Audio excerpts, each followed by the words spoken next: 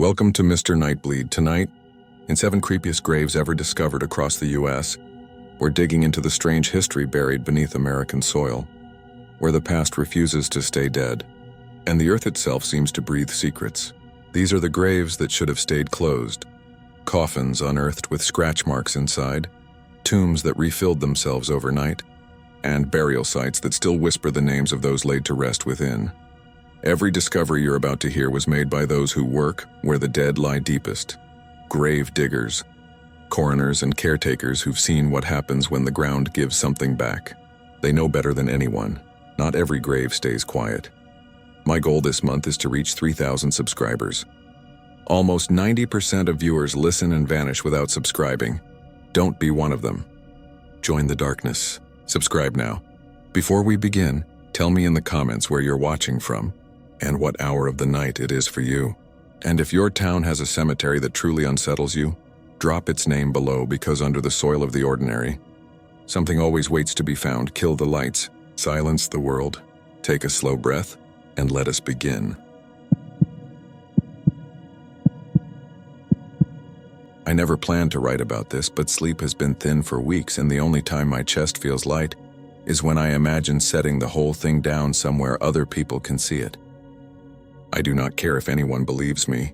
It is easier to breathe when I pretend this is just a post on some late-night forum. One more strange story tossed into the tide. My hands are steady enough right now to type, and the house is quiet except for the refrigerator clicking. If I stop to listen too long, I hear the other sound, the one I will get to. So I am going to tell you what happened in New Orleans, where I grew up, and why I cannot bring myself to look into a mirror for more than a few seconds at a time. I had just moved back after a stretch of years in Houston. My sister Elise lives in Mid-City, 2 blocks off the streetcar line, in a shotgun with the usual crooked floorboards and ceiling fan that ticks like a metronome. She works in preservation, mostly old houses uptown and church roofs. New Orleans is a city you either try to keep from falling down or you learn to love it while it leans. That spring, the city had budget to stabilize a cluster of tombs in one of the older cemeteries, a place where the walls are soft with lichen and the names wear down to a blur. Elise pulled me in as a day laborer because I was between work and because she thought being outside might do me good.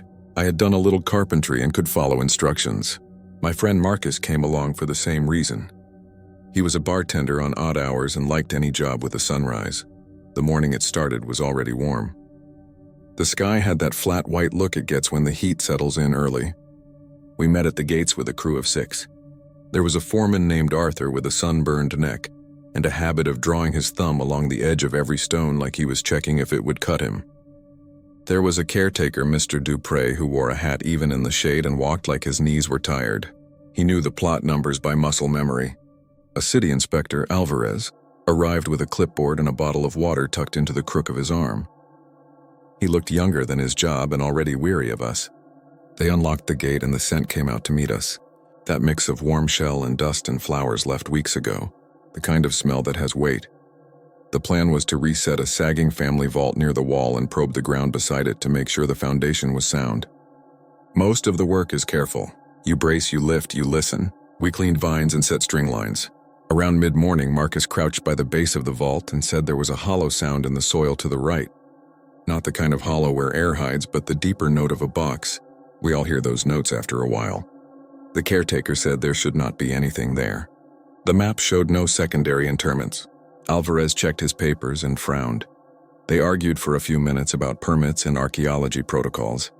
A lot of preservation work is telling one person to wait, while another person catches up to rules from the past. In the end, the inspector called his supervisor and we were told to open a small trench by hand and stop if we saw anything besides dirt. So we scraped. We sifted out bottle glass and oyster shell. We found a button the size of a dime, carved mother of pearl with a crack down the middle. The trench grew deep enough to see the corner of something too clean to be stone and too smooth to be wood. Arthur brushed at it with a paintbrush and swore softly. He told us to widen the trench. What we uncovered did not look like anything I had seen in a cemetery. It was a box inside another box. The outer was brick and mortar, packed tight around an inner shell. That inner shell was glass, thick, greenish, bubbled in places like old bottles. The top corner came to light first and then an edge. Someone had built a glass coffin, real and heavy, and then hidden it under another tomb. The caretaker stopped talking. He pressed his hat down and stared like he was listening to a voice none of us could hear. We brought in a tripod and a webbing sling. The inspector wanted photographs and a conservator. The day did not care. The trench held its edges. The glass had a seam along the edge and a faint frosting at the joint, like the breath of someone on a cold day. We cleared enough to see part of the lid. That was when Arthur said we needed to wait, and that was when Marcus leaned over just a little too far and his hand slid, and the shovel bumped the corner with a solid, musical knock. It rang in the ground, a note that came up through our knees. Nothing cracked. Everyone breathed again. I was the first to admit later that I wanted to see what was inside. You would too. The city man on the phone finally gave permission to lift the lid, as long as we filmed the whole thing and did not touch anything inside. We rigged the sling again and eased the lid up, 1 inch and then another. Wet air came out of the coffin, air that had been inside it for longer than anyone alive could remember. It smelled like old flowers and attic cedar and something sweet that made my tongue hum. We tilted the lid aside and lowered it onto foam blocks. She lay inside wearing a lace dress the color of dust. Her hair was dark and braided in a crown. Her hands were folded the way people fold hands for photographs. She did not look dead. There was no way to pretend she looked like a corpse. Her cheeks had color and there was a little line at the corner of her mouth like she had heard something funny and was trying not to smile. Her eyes were open. There was a blue ring to the gray like water near a sandbar. Everyone moved slowly after that. The inspector turned his back and swore into his phone. The caretaker crossed himself.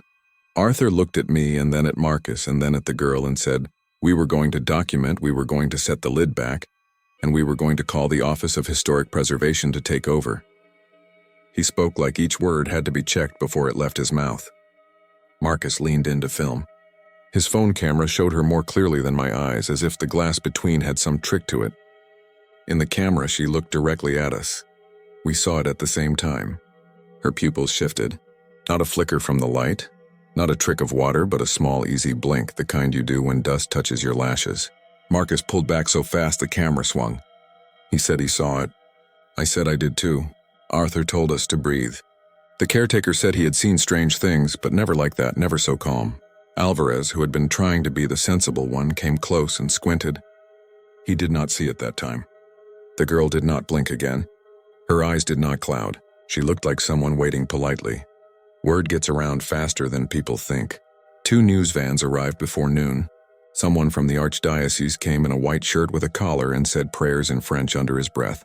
People gathered along the fence. A woman pressed flowers through the bars. The sun got higher. If you have spent days in a place like that, you know how the heat shifts. In early afternoon, the air feels thick and the world starts to shimmer a little, and even the shadows go dull at the edges. The glass of the coffin grew warm. The surface fogged and then cleared and then fogged again like breath. The girl did not change at first. The change began with her hair. It loosened at the ends and rose like smoke from a candle. The braid softened. The lace at her sleeves lifted. Her skin dried the way fruit dries in an oven. It was not fast, but it was too quick to be natural. The room you imagine around her all those years was gone. The lid was off. The air took what it wanted.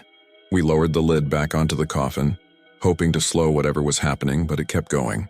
We watched her hands lose shape. We watched the bridge of her nose sharpen and then give. The last thing to go was her mouth. The line at the corner held, like a memory of the words she had not said, and then the whole of her slumped into itself and became a fine gray ash that lay in the hollow like the outline of a person drawn with smoke.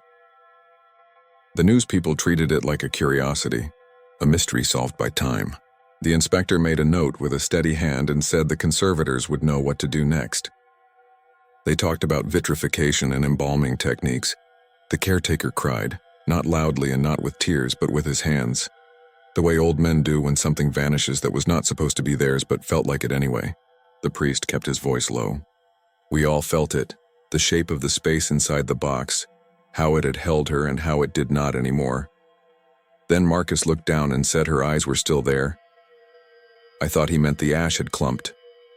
He was kneeling, his face close to the glass. He had the camera again. He shifted the angle. The interior of the coffin held a faint reflection, The way thick glass does that trick where you see yourself and then a softer echo of yourself. In that echo, something moved. It was not the angle of the sky or the palm fronds. It was a blink, slow and even. It happened again. The reflection showed the girl's face.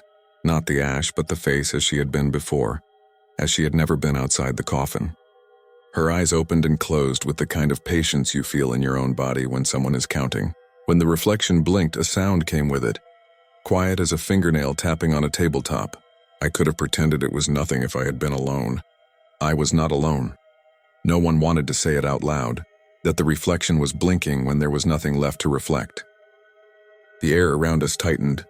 One of the camera guys said it was a trick of the polarizing filter, and then dropped his camera strap and rubbed the back of his neck like he had walked through a cobweb. The inspector squinted and then pursed his lips like he was sucking a tooth. The caretaker said a prayer with both hands on the stone wall so he could feel something solid under his palms. The priest murmured that sometimes the body goes but the image remains, and that this is why we cover mirrors. They taped plastic over the coffin for the night because that is what the instructions say, to control the environment until someone can do a proper enclosure. Everyone left in pairs. I stayed with Elise to help secure the site. Marcus stayed because he said he would not sleep anyway. The caretaker locked the gate and promised to be back at dawn.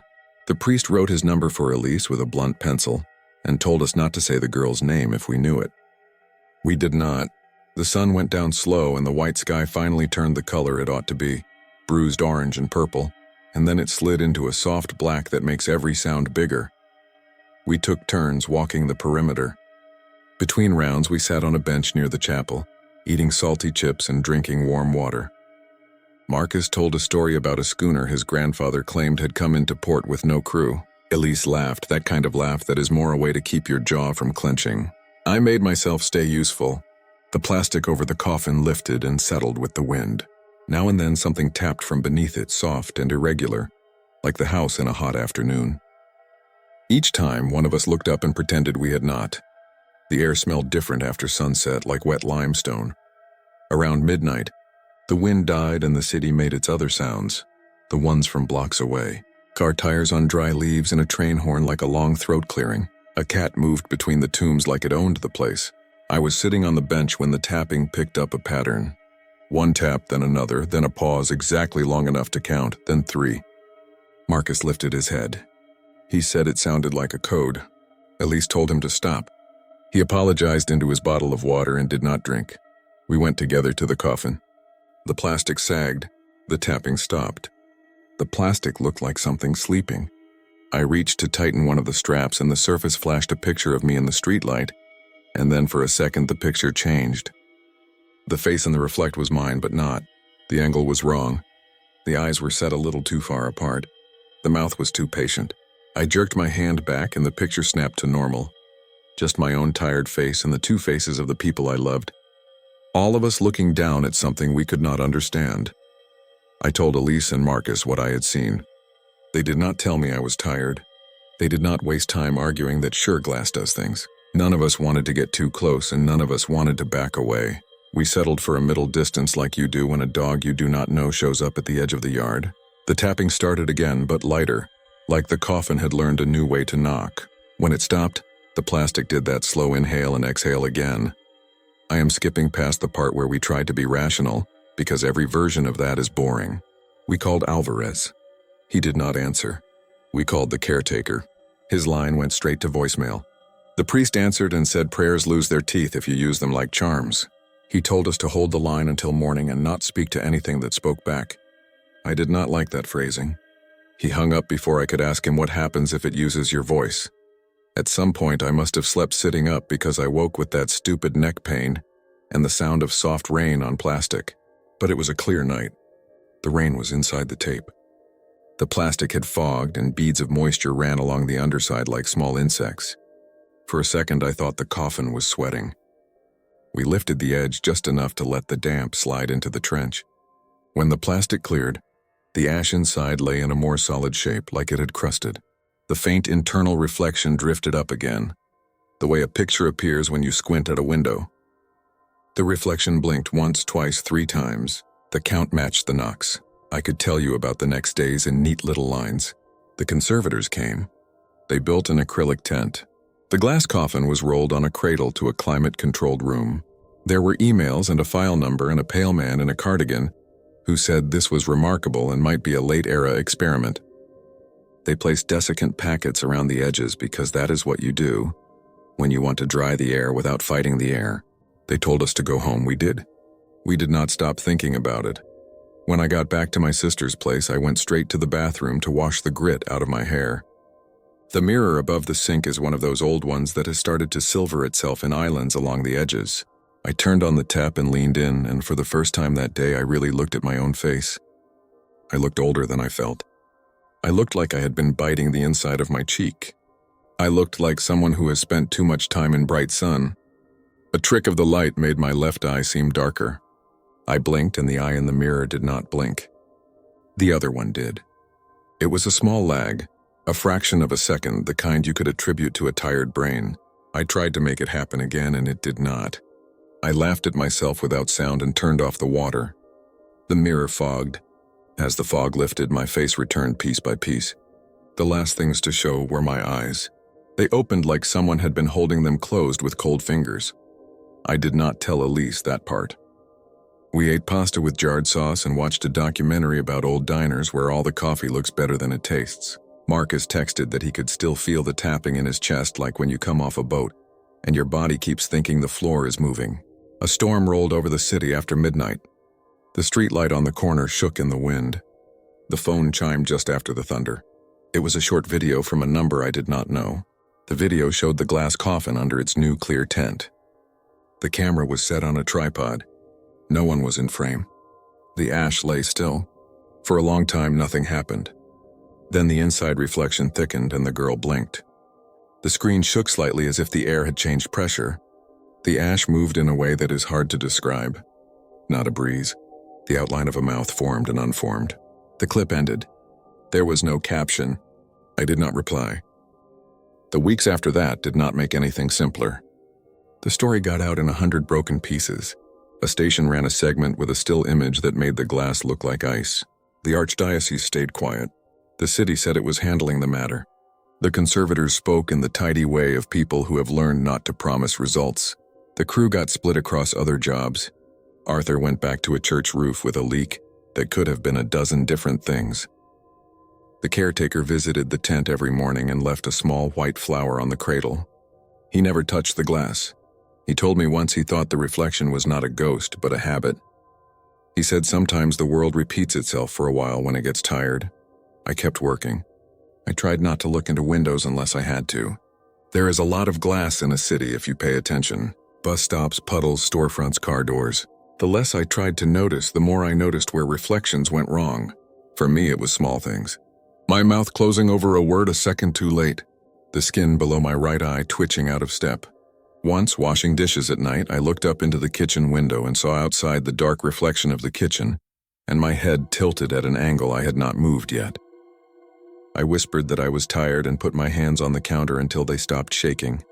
I took a day off and went back to the cemetery by myself, because doing nothing felt worse. The gate was locked. The caretaker let me in and made me promise to be respectful. He said the tent was still up and that I could stand near it if I kept my hands in my pockets. He looked more tired than before. He said he heard the tapping sometimes even when he was not here, and that he pretended it was the radiator at home. We walked to the tent together. The conservators had placed small humidity sensors in each corner that blinked green. The air inside looked still. The ash lay in its shape. I stood there and told myself to stop waiting for the blink. If you wait for a thing, it will eventually come and make you feel small. I breathed in through my nose and out through my mouth and counted. 5 breaths and I was steadier. The glass gave a soft creak, the kind you hear in winter. I told myself to go. My reflection in the tent was pale and unflattering. Then I noticed there was another reflection on the inner coffin itself. Gentler, the kind that is always there if you know to look past yourself. The girl looked back at me. She blinked once. Then she tilted her head like she was considering a question. I said into my teeth that I could not help her. My voice did not sound like my voice. On my way out, the caretaker stopped at a wall niche that held votive candles in red glass cups. He lit one and placed it on the shelf. He said sometimes the living and the dead get mixed up when you stir the air. He said the best thing you can do is treat everyone like a person. I asked him what that meant in this case. He said say good morning and good night. He said say thank you when the door closes. He said take your reflection with you when you leave. He said that last part without looking at me. I have left out Marcus too long. He was the one who took the longest to shake it. He said the tapping came back when he stood behind the bar and that the mirror behind the bottles made him dizzy if he looked too long. He started covering it with a dishcloth when he closed so he would not see himself lock up. He called me late one night from the walk to his car and said the rain on the asphalt made the ground look like a lake and he did not like the way his feet moved in it. He laughed. Because that is what you do when you hear yourself sounding strange. 2 days later, he did not pick up his phone. He did not pick up the day after that. Elise called his manager and then his apartment. We drove over on a Tuesday afternoon and stood in the hall while the superintendent opened the door just in case. The place was neat. Dishes washed. Bed unmade. Phone on the counter charging. Keys in the bowl. His bathroom mirror was covered with an old t-shirt held on with blue painter's tape. No note, no sign of struggle. The cops were kind because they can be. They took a report that sits somewhere like a lid. I understand how it reads to say he disappeared and then tell you about a mirror. I know it makes me sound like a person who has lost the difference between cause and shape. I am telling you what was there and what was not. The night after, I dreamed about the tent and woke to my own room, which looked unlike itself. The windows held a pair of late clouds. The house did that settling sound and then another quieter sound like a finger drawn along a glass balustrade. I got up and walked to the kitchen. I did not turn on any lights. The window over the sink showed the dark yard and the ghost of the kitchen in it. I could see a rectangle where the stove sat. I could see my own shoulders. In the window, someone lifted their hand to the glass. If this were a story, I would tell you I lifted my hand too and pressed it to the window and felt nothing, and then something. I did not. I stepped back so quickly I knocked my hip against the counter and cursed out loud because pain keeps you honest. The hand in the reflection lowered. The kitchen light over the stove flickered even though it was off. I do not know how long I stood there. I know the blood noise in my ears faded, and the house returned to its regular sounds and the window was just a window again. I went back to bed and lay on my side until the sky went colorless. The conservators eventually moved the coffin to storage. That is the kind of sentence you can write and believe. The city did its quiet bureaucratic work. The story stopped being new and settled into being one more thing that happened in a place where many things already have.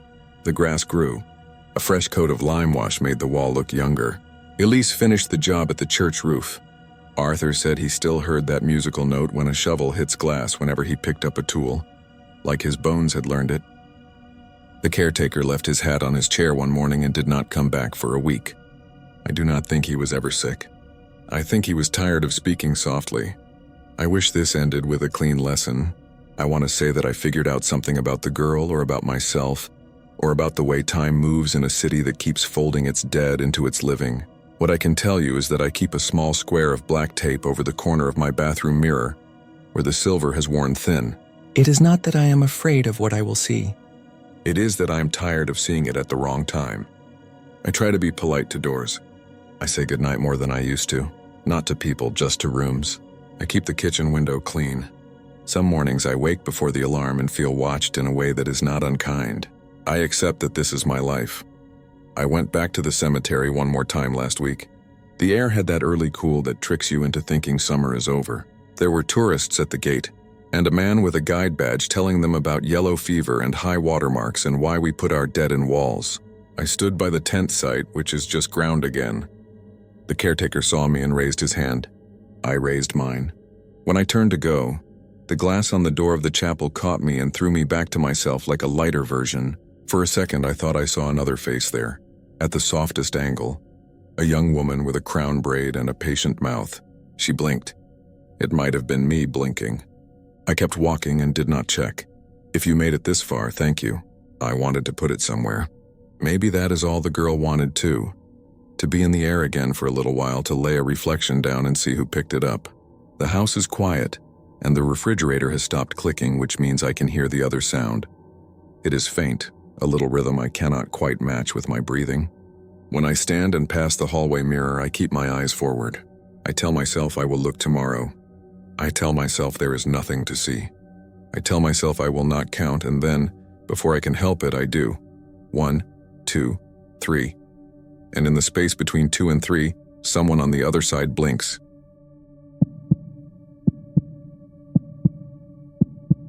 I don't usually talk about work on the internet, but I can't sleep and my hands won't stop shaking, so this is the only way I know to unload it.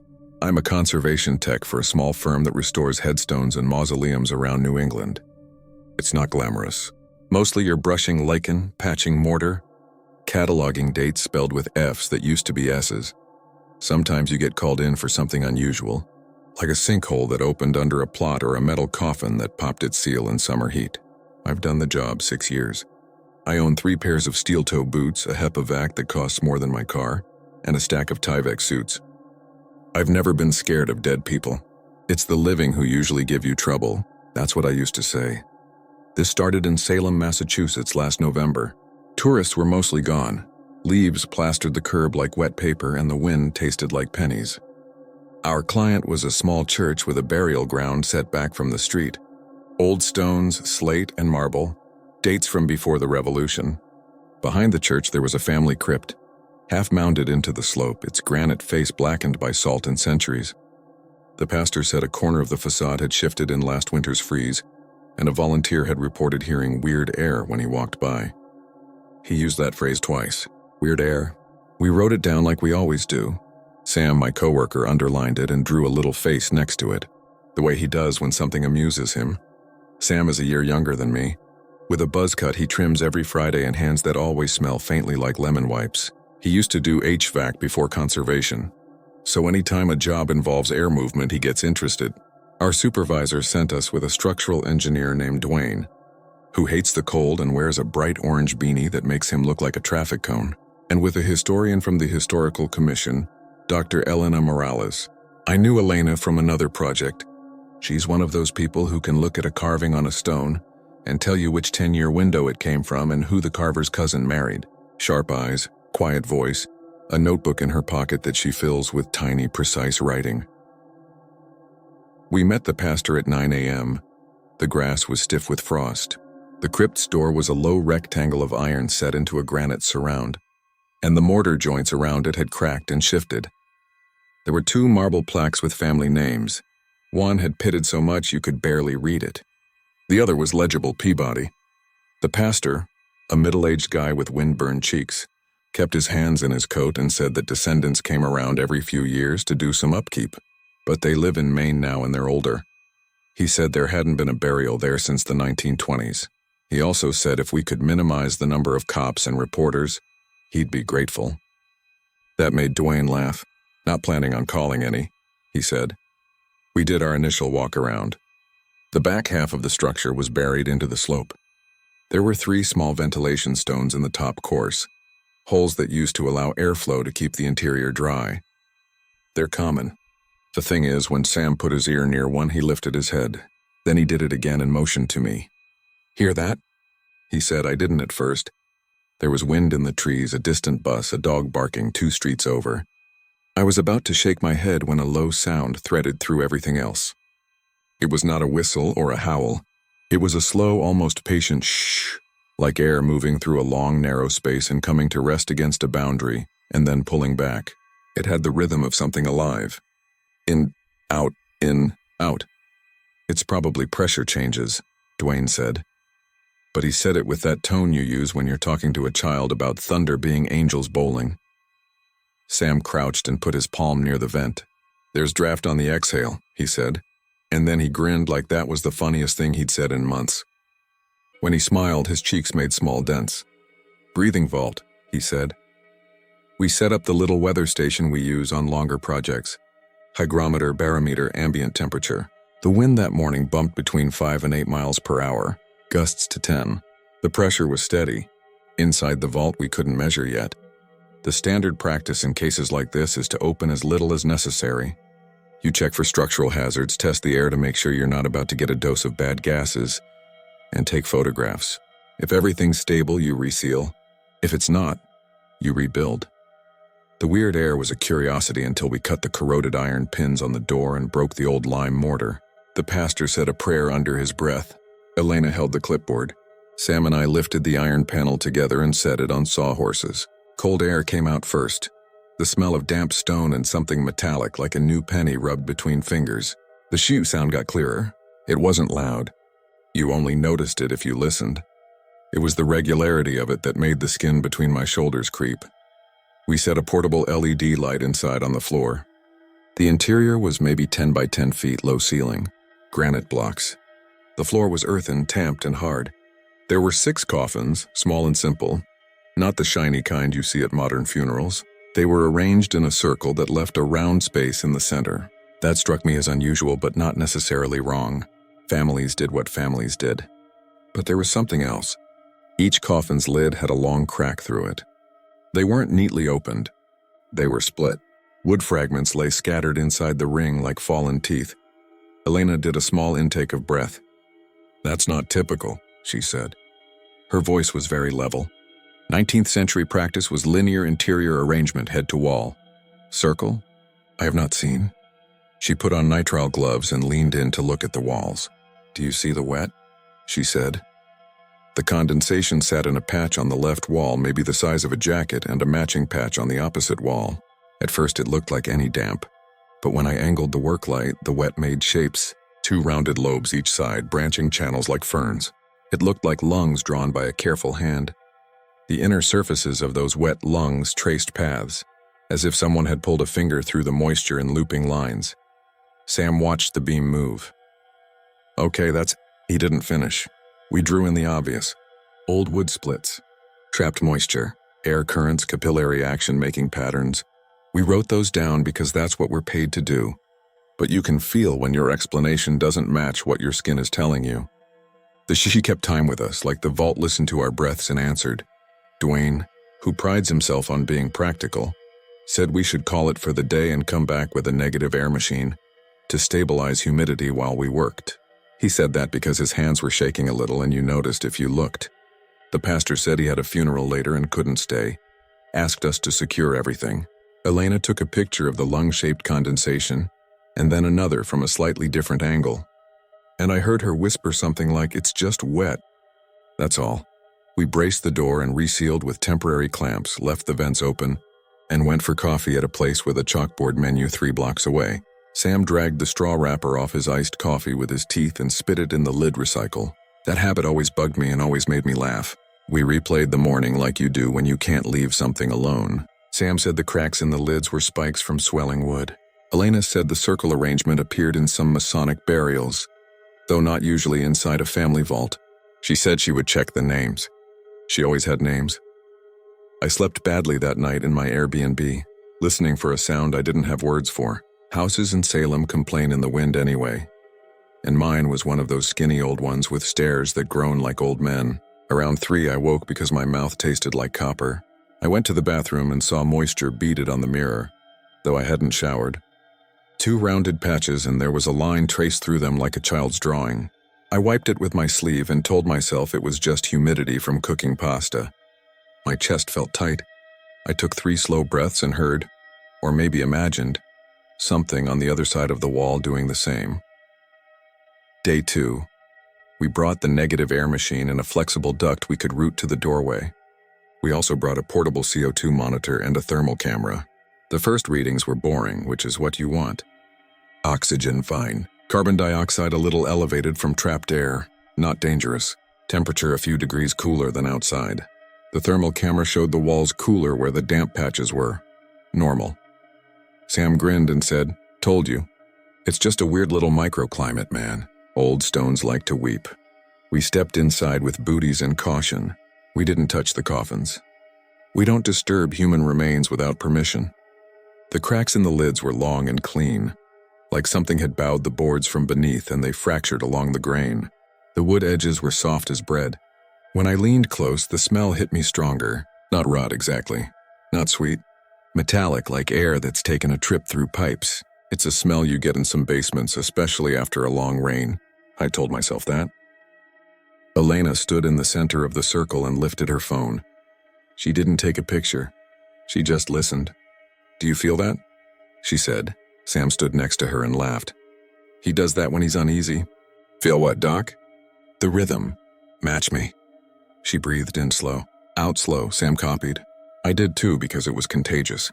Then the shh aligned itself to us. I mean, it timed itself like when you're pacing with a stranger on a sidewalk and you both start stepping in sync without talking about it. When one of us paused at the top of a breath, the sound did too. It should have been funny. It was not. Pressure changes, Dwayne said from the door. He always stood near exits. We're perturbing an equilibrium. Elena stepped to the wall with the left lung and raised her palm to it. It is warm, she said, surprised. I put my hand to the opposite side on the right and felt a trickle of cold first, then a pulse of not cold. Not exactly warm, more like the absence of cold. The damp outlined where my skin didn't touch. When I pulled my hand away, a print remained inside the shape like a negative. Okay, Sam said again, not laughing now. Okay, we left it then. We ran the machine for 2 hours and measured. The shoes kept time, unbothered by the fan. I started to feel the kind of headache you get in airplanes. The pastor came back at noon, nervous about wedding rehearsal that evening with the crypt open behind his church. He asked how it was going, and we showed him our data and our faces and told him we'd like to reseal and plan a careful interior inspection with the family's representative present. He asked if that meant a descendant. Elena said probably yes. The pastor made some calls and left a message with a number in Maine. For once, no reporters came, no bored tourists. Just wind and the faint metallic smell. I ought to skip to the end, but if I do that, none of the small things will make sense. It's the small things that won't leave me alone. Like that night after pasta and too much coffee, I sat at the tiny Airbnb table and read what Elena had emailed. A scan of a 19th century notice. The Peabody crypt had been repaired once before in 1874, after reports of disconsolate heirs issuing forth at night to disturb the peace of the grounds. That phrase, disconsolate heirs, we laughed in a group text because sometimes you have to. Then we didn't text again for a while. On day 3, the descendant came, a woman in her late 70s with a navy wool coat and a cane and a handshake like steel. Her name was Mrs. Jean Bork, and she had the kind of calm that makes everyone around her stand up straighter. She said she knew the crypt well, that her father and grandfather had brought her here as a girl and told her to be respectful but not afraid. They used to say it's only air, Jeannie, she said. Just old air. She declined to go inside but wanted to look from the door. We set up a folding chair for her and a blanket, and the pastor brought her a thermos of tea. She listened to the shh and nodded slowly, as if matching it to a memory. Elena asked her about the circle arrangement and the lung-shaped moisture. Mrs. Bork pressed her lips together in a thoughtful line. Then she said her great-great-grandfather had been a shipwright and a member of some guild, maybe not the Masons but something like that, who believed air was a living thing you had to honor. They said you mustn't trap a breath inside stone, she said. You must give it a way to move or it will learn to move on its own. She laughed softly at herself. That will sound crazy if you don't know the old talk. Sam glanced at me, then at the vent holes, then at the negative air machine like it was a dog we'd brought into a neighbor's yard. He turned the machine down a notch. We took more photos. Elena traced the etched initials on one of the coffin lids, then pulled her hand back like she'd touched a wire. It was after lunch when the weather changed. The wind came hard off the harbor and the sky went that bruised color that makes you reach for another layer. Dwayne said the pressure was dropping. My headache returned. We decided to brace the door, take final readings, and close for the day before the weather turned ugly. I was kneeling with a wedge when I noticed the sound shifted in pitch. Not louder, lower, like a cello string tuned down. I don't want to be dramatic about what happened next because it makes people think you're telling a campfire story. Here's what I can say without embellishment. Elena stood in the center again, pen tucked behind her ear, and said, "Match me," like a teacher leading a class. We breathed in, out, the shh kept time as before. Then there was another sound, just at the edge of hearing, like the very faint click of wood under stress. We all froze because the habit of a worksite is you stop when you hear something change. Sam lifted his light toward the lids. There was a space under one where the crack had widened. It was too dark to see anything. The smell of metallic air got stronger. The condensation on the wall, the lung shapes deepened. Beads merged into runs as if the wall were gathering itself. Elena's breath hitched. She put her hand on her chest and said, "Do you feel like the air is thickening?" I did. It felt like the inside of a crowded elevator when everyone has been quiet too long. It felt like the air wanted to be somewhere else and was considering which of us to take with it. My own breath slowed without my permission. Not because I was calm, because the room suggested the correct pace. And I made 3, out, 2, 3. My chest began to hurt, a dull pressure like wearing a vest too tight. Okay, Dwayne said softly from the doorway. His orange beanie was ridiculous in the LED light. Time to step out. Elena said, wait, and lifted her palm toward the center of the circle, not touching anything. I watched her hand hover there. The space in the middle looked like a breath itself, a hollow where something might gather. The click came again, another. Sam took a step backward and his boot toes hit my boot toes. He whispered, do not say breathing room. Like if he spoke the phrase out loud, we'd all laugh and break the spell. I wish we had. I wish we had stepped out, sealed the door, asked for a permit to do a proper interior study, brought in a priest if it made people feel better, a rabbi, a meteorologist, anyone. Instead, we watched Elena lower her hand into the center of the ring like she was testing bathwater. She didn't touch the floor. She just pushed her fingers into nothing and made a face I have thought about every day since. It was not fear. It was recognition. It isn't empty, she said. There are things you agree not to tell a job site. One is, it's fine. The other is, it isn't empty. I took a step forward without thinking and felt a soft resistance on my face, like stepping into a spider web that's too dense to be a spider web. Instinct made me hold my breath, and when I did, the shh stopped, and the room went silent in a way that made my blood rush in my ears.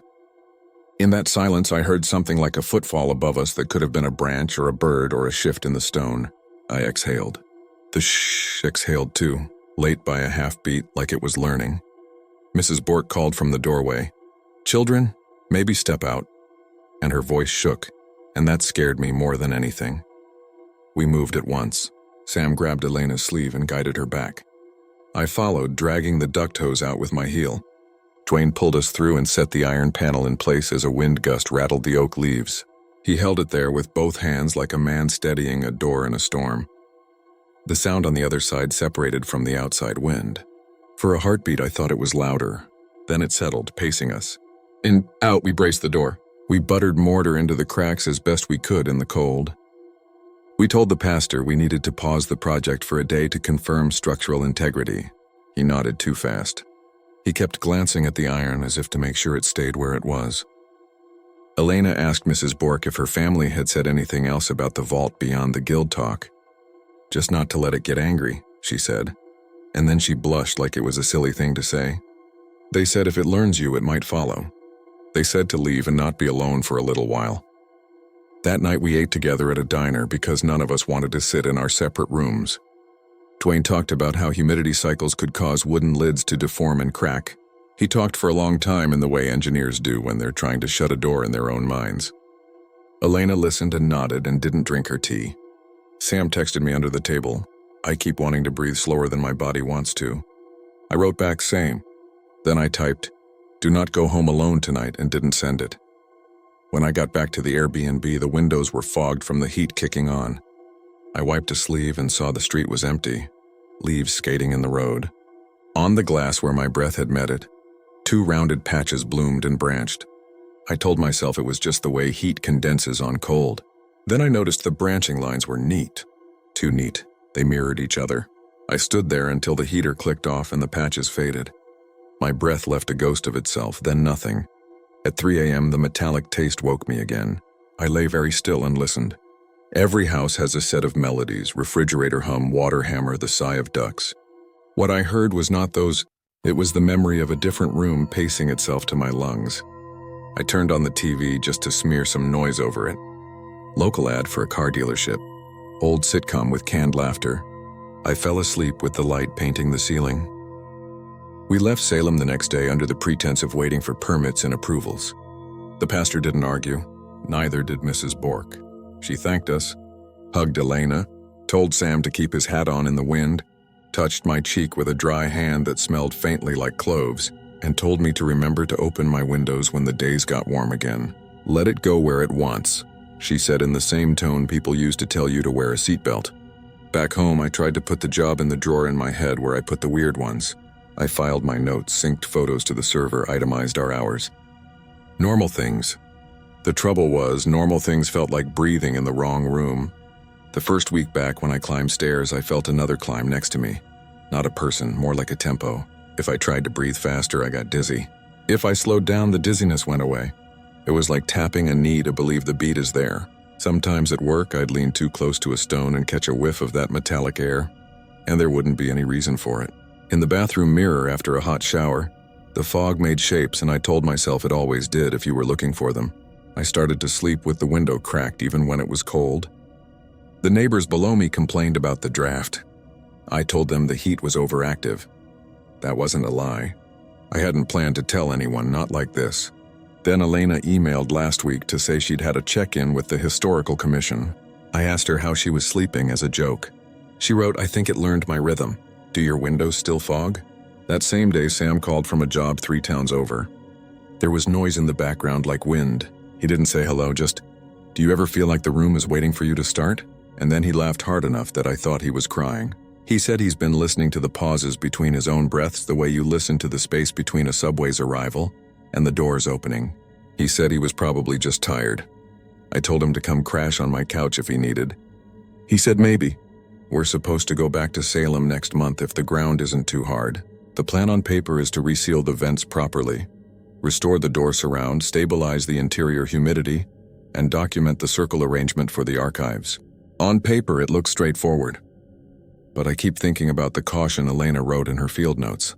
This structure appears to establish a reciprocal pattern with those within it. She wrote it like a scientist. She underlined reciprocal. I don't want to go back. I also don't want someone else there who will breathe and be matched by something that is practiced. I'm sharing this not because I expect you to believe me. I know how it reads. I can hear the comments about pareidolia and suggestion and bad dreams. I'm sharing it because I'm in my apartment now with the window cracked and the curtain moving, and my heart pacing itself to a rhythm that's not entirely mine. There's a faint taste in my mouth like pennies and ductwork. When I hold my breath just to prove I still can, the room hushes with me, and when I let the air back out, there's a beat where something waits and then follows. It's polite almost, patient, it doesn't hurt. It just wants to keep time. That's the worst part. It doesn't feel malicious. It feels like the breath of a sleeping thing that has learned the habit of living rooms from us the way we learn songs we don't mean to. I'm going to try what the old woman said. Tomorrow I'll open every window and let the cold come through and make the mirrors blind. Maybe that will be enough. Maybe it will go where it wants if I don't give it walls. Or maybe it prefers walls. Maybe it prefers learning us as we walk between them. The forecast says the wind will come off the harbor again in a day or two. I keep picturing the churchyard in November. The door braced, the vents small and patient. If you're anywhere near there and you walk past and hear a sound like slow air, do me a favor. Don't stop and match it. Don't try to see shapes in the wet. Don't put your hand to the stone to feel whether it's warm or not. I know how this sounds. I also know that I can feel my breath matching a place that is not here, and the room is waiting for me to give it the next note. If I sit very still, if I push my palm against the window and make 2 rounded patches of fog bloom under it, the branching lines will appear by themselves, neat as drawings. If I wipe them away, they return on the next breath. They're not exactly mine. They're almost mine. Then the heater kicks on and the iron taste fades, and for a little while I can pretend I don't hear anything at all. I'm not posting this to convince anybody.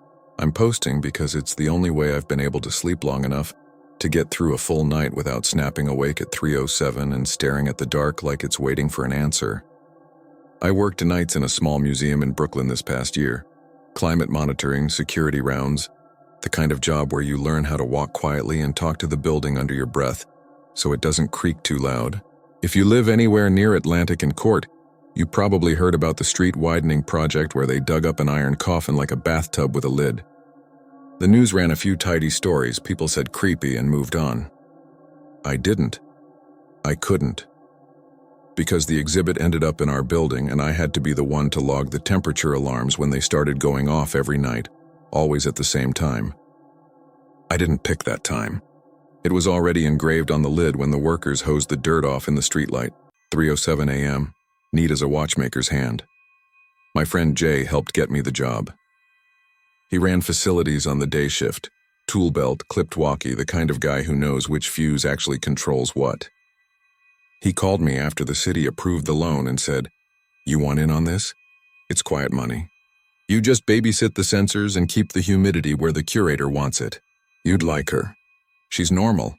He meant Dr. Mendoza, who would become the other person in this story whether she liked it or not. She was small, black hair cut straight, 2 different pairs of glasses in her bag at all times. She did not believe in anything that couldn't be entered into a spreadsheet. The first day she briefed me, she tapped her nail on a laminated checklist and said, "Temperature drifts are expected during public hours. We correct back to baseline after closing. If something spikes at night, text me. If it's nothing, text me in the morning. Either way, you text." Then she pushed the badge across the desk. "And I'm serious about the iron coffin. It's on loan. The lid stays bolted. If you see anyone try to film without permission, you escort them out." I took the night shift because there's a certain peace to the city when it gives up for a while. The bus runs empty and the lights in the deli look like paintings. On my rounds, I do what I always do. Count my steps between exit signs, notice the draft where the 3rd floor corridor narrows, check that the fire door in storage doesn't stick. Simple things. At first, the iron coffin was just another thing to get used to. It sat low in a tempered glass case, the metal dulled by 170 years under dirt. The lid cast with a small oval window that had been covered by a plate long ago. The plaque said the child was a girl, approximate age 3 to 4, died 1850, likely of fever. There was more about 19th century burial practices, cast iron preservation, the unexpected condition of the remains. People liked that part, the rosy skin phrase that the press used and repeated until it sounded like a dare. The case had its own climate loop, 2 temperature sensors inside, 1 outside, plus an infrared motion detector to make sure some kid didn't try to climb it. Every night I'd make a note of the baseline. Every night I'd walk past the case and remind myself not to look at the window. That wasn't a window anymore. The first alert came 2 days after we opened. I had just finished sweeping the gift shop for stragglers. People will hide in the weirdest corners to get after-hours selfies when the phone buzzed on my belt. It vibrated like an insect. Temp Excursion Gallery 2, Case 1. The app stamped at 3:07 a.m. I was somewhere between sleepy and nothing, and I walked back in with that heavy, dumb feeling you get right before dawn. The display text on the wall lighted my shoulder as I passed, and the case stood there calm as a photograph.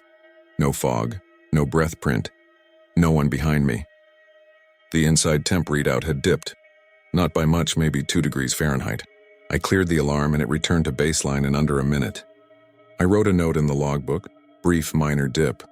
No draft detected, like a good employee. At 3:07 the next night it happened again, like the building set its watch by the first one. Then again the night after. It was always a dip, never a rise, and always the same duration, 61 to 63 seconds. As if whoever or whatever was doing it took exactly that long to decide to stop. I told Jay first because you tell your friend before you tell the person who signs your timesheets. He came in early with 2 coffees and stood beside me with his hands on his hips staring at the numbers. He wore the look he wears when something mechanical wins a little fight he didn't agree to. "No external air," he said, crouching to run his palm along the baseboards. And if there was, it would be noisy. Ducks aren't magic. He was right. We could hear the HVAC cut in anywhere else in the building, but not here. Not during the dip. It felt like the room held its breath.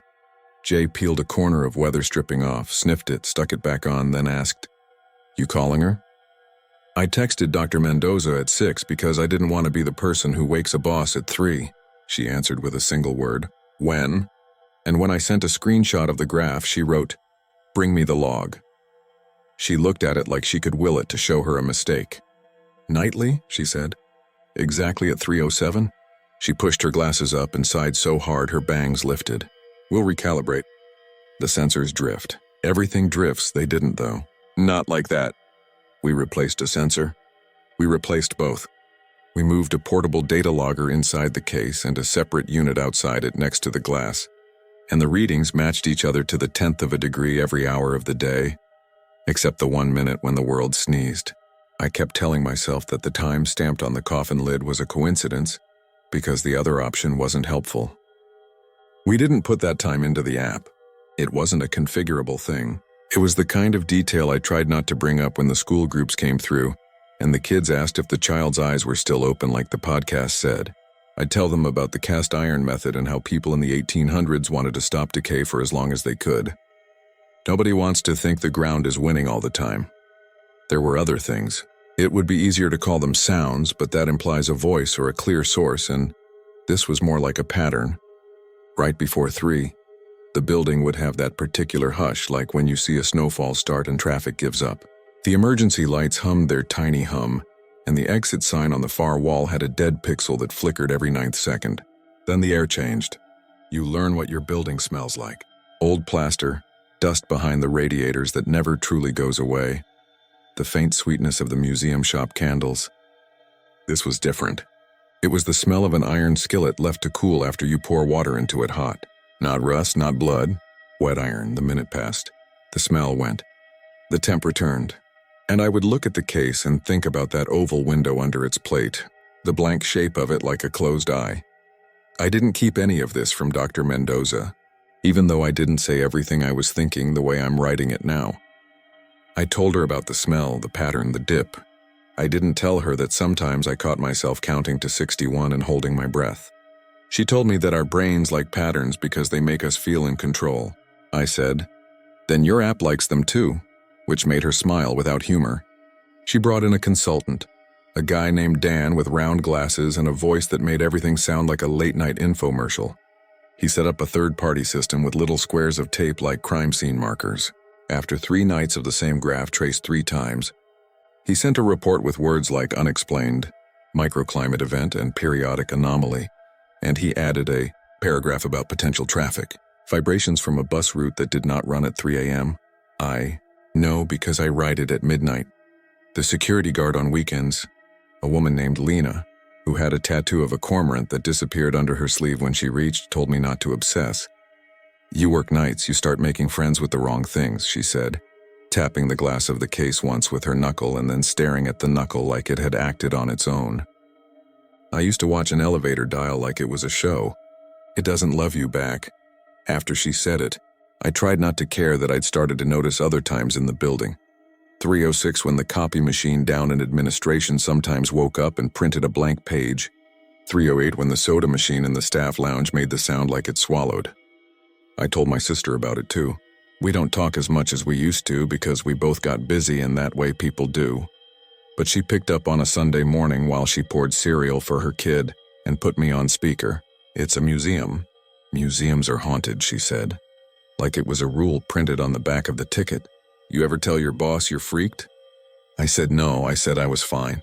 She laughed, crunched, told her kid to stop fishing for the marshmallows, and then said softer, "If you're not fine, you can quit. It's just a job." She meant well. She didn't see it. This wasn't a bad customer or a leaky pipe. This was a line in the water that tugged back. The night that changed things happened in late October when it rained and the gutters lost their courage all at once.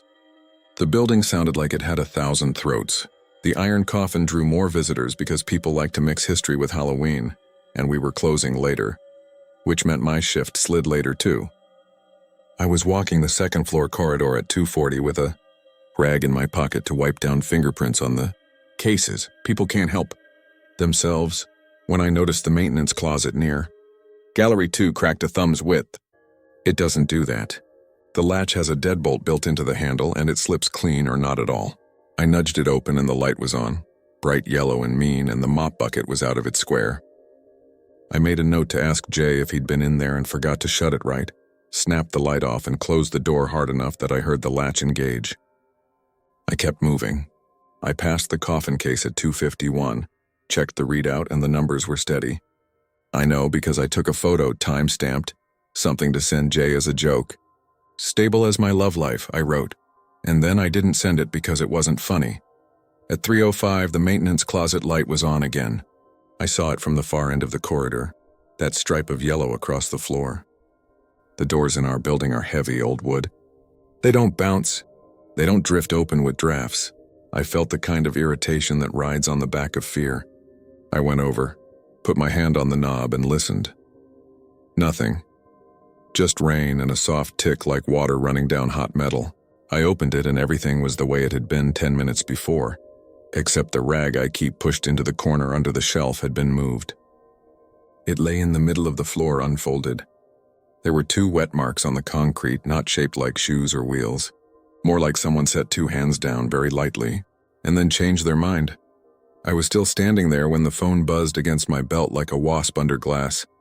Temp Excursion Gallery 2, Case 1, 3:07 a.m. I closed the closet, didn't run, almost ran, and reached the case in time to see my breath in front of me like a cigarette, but not warm enough to come from me. The direction was wrong. It fogged in a narrow column up the glass and away, and the smell of wet iron was so strong it felt like I could taste it. The display text did its neat glow steady. The numbers on the screen slid down a degree and a tenth and then climbed back up. The minute passed and the breath cleared. Somewhere down the hall, a muffled door slammed as the building did its settling thing. I set my palm flat against the glass case. It was cool where the fog had been and normal everywhere else. A ring of sensation fading against my skin. I don't know why I said it, but I said quiet, "I'm here." The next day I told Dr. Mendoza everything. Her eyelid twitched when I said the part about the handprints on the floor. Not hands, I corrected myself. Not exactly hands, but not nothing. She smoothed her skirt like it needed help and said, "Sometimes we create the shape we expect." "There's language for that," I said. "I know," she said. "We still need to understand the event." She installed a camera pointed not at the coffin case but at the room. Wide angle, high resolution, on a separate circuit. She didn't want to be the person who recorded the child in the coffin for a cheap thrill. I respected that. We were not thrill people. We were list people who would, however, sit alone in a big building to rescue old air. The feed saved to a hard drive in her office. For a week, every night we got the same dip at 3:07, and the camera saw nothing but an empty room getting emptier for a minute.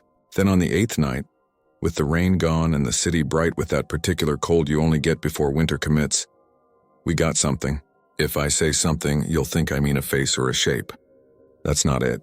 The camera picked up a change in the way light fell on the case, like a smudge that moved from left to right and then away. It could have been a gnat if gnats made the air colder. It could have been a trick if tricks smelled like iron cooling underwater. When Dr. Mendoza and I watched it in the morning with coffee and a shared frown, she pinched the bridge of her nose and said, "We are not showing this to anyone." She looked at me hard. We document, we adjust, we do our jobs. We tried to make it a job. That was the only way to keep going without feeling like you were the only person awake in the world. Jay put new seals on the case even though the old ones were fine. He stood there with a roll of foam in his teeth and said around it, "You know the actual weirdest thing? It's how consistent it is."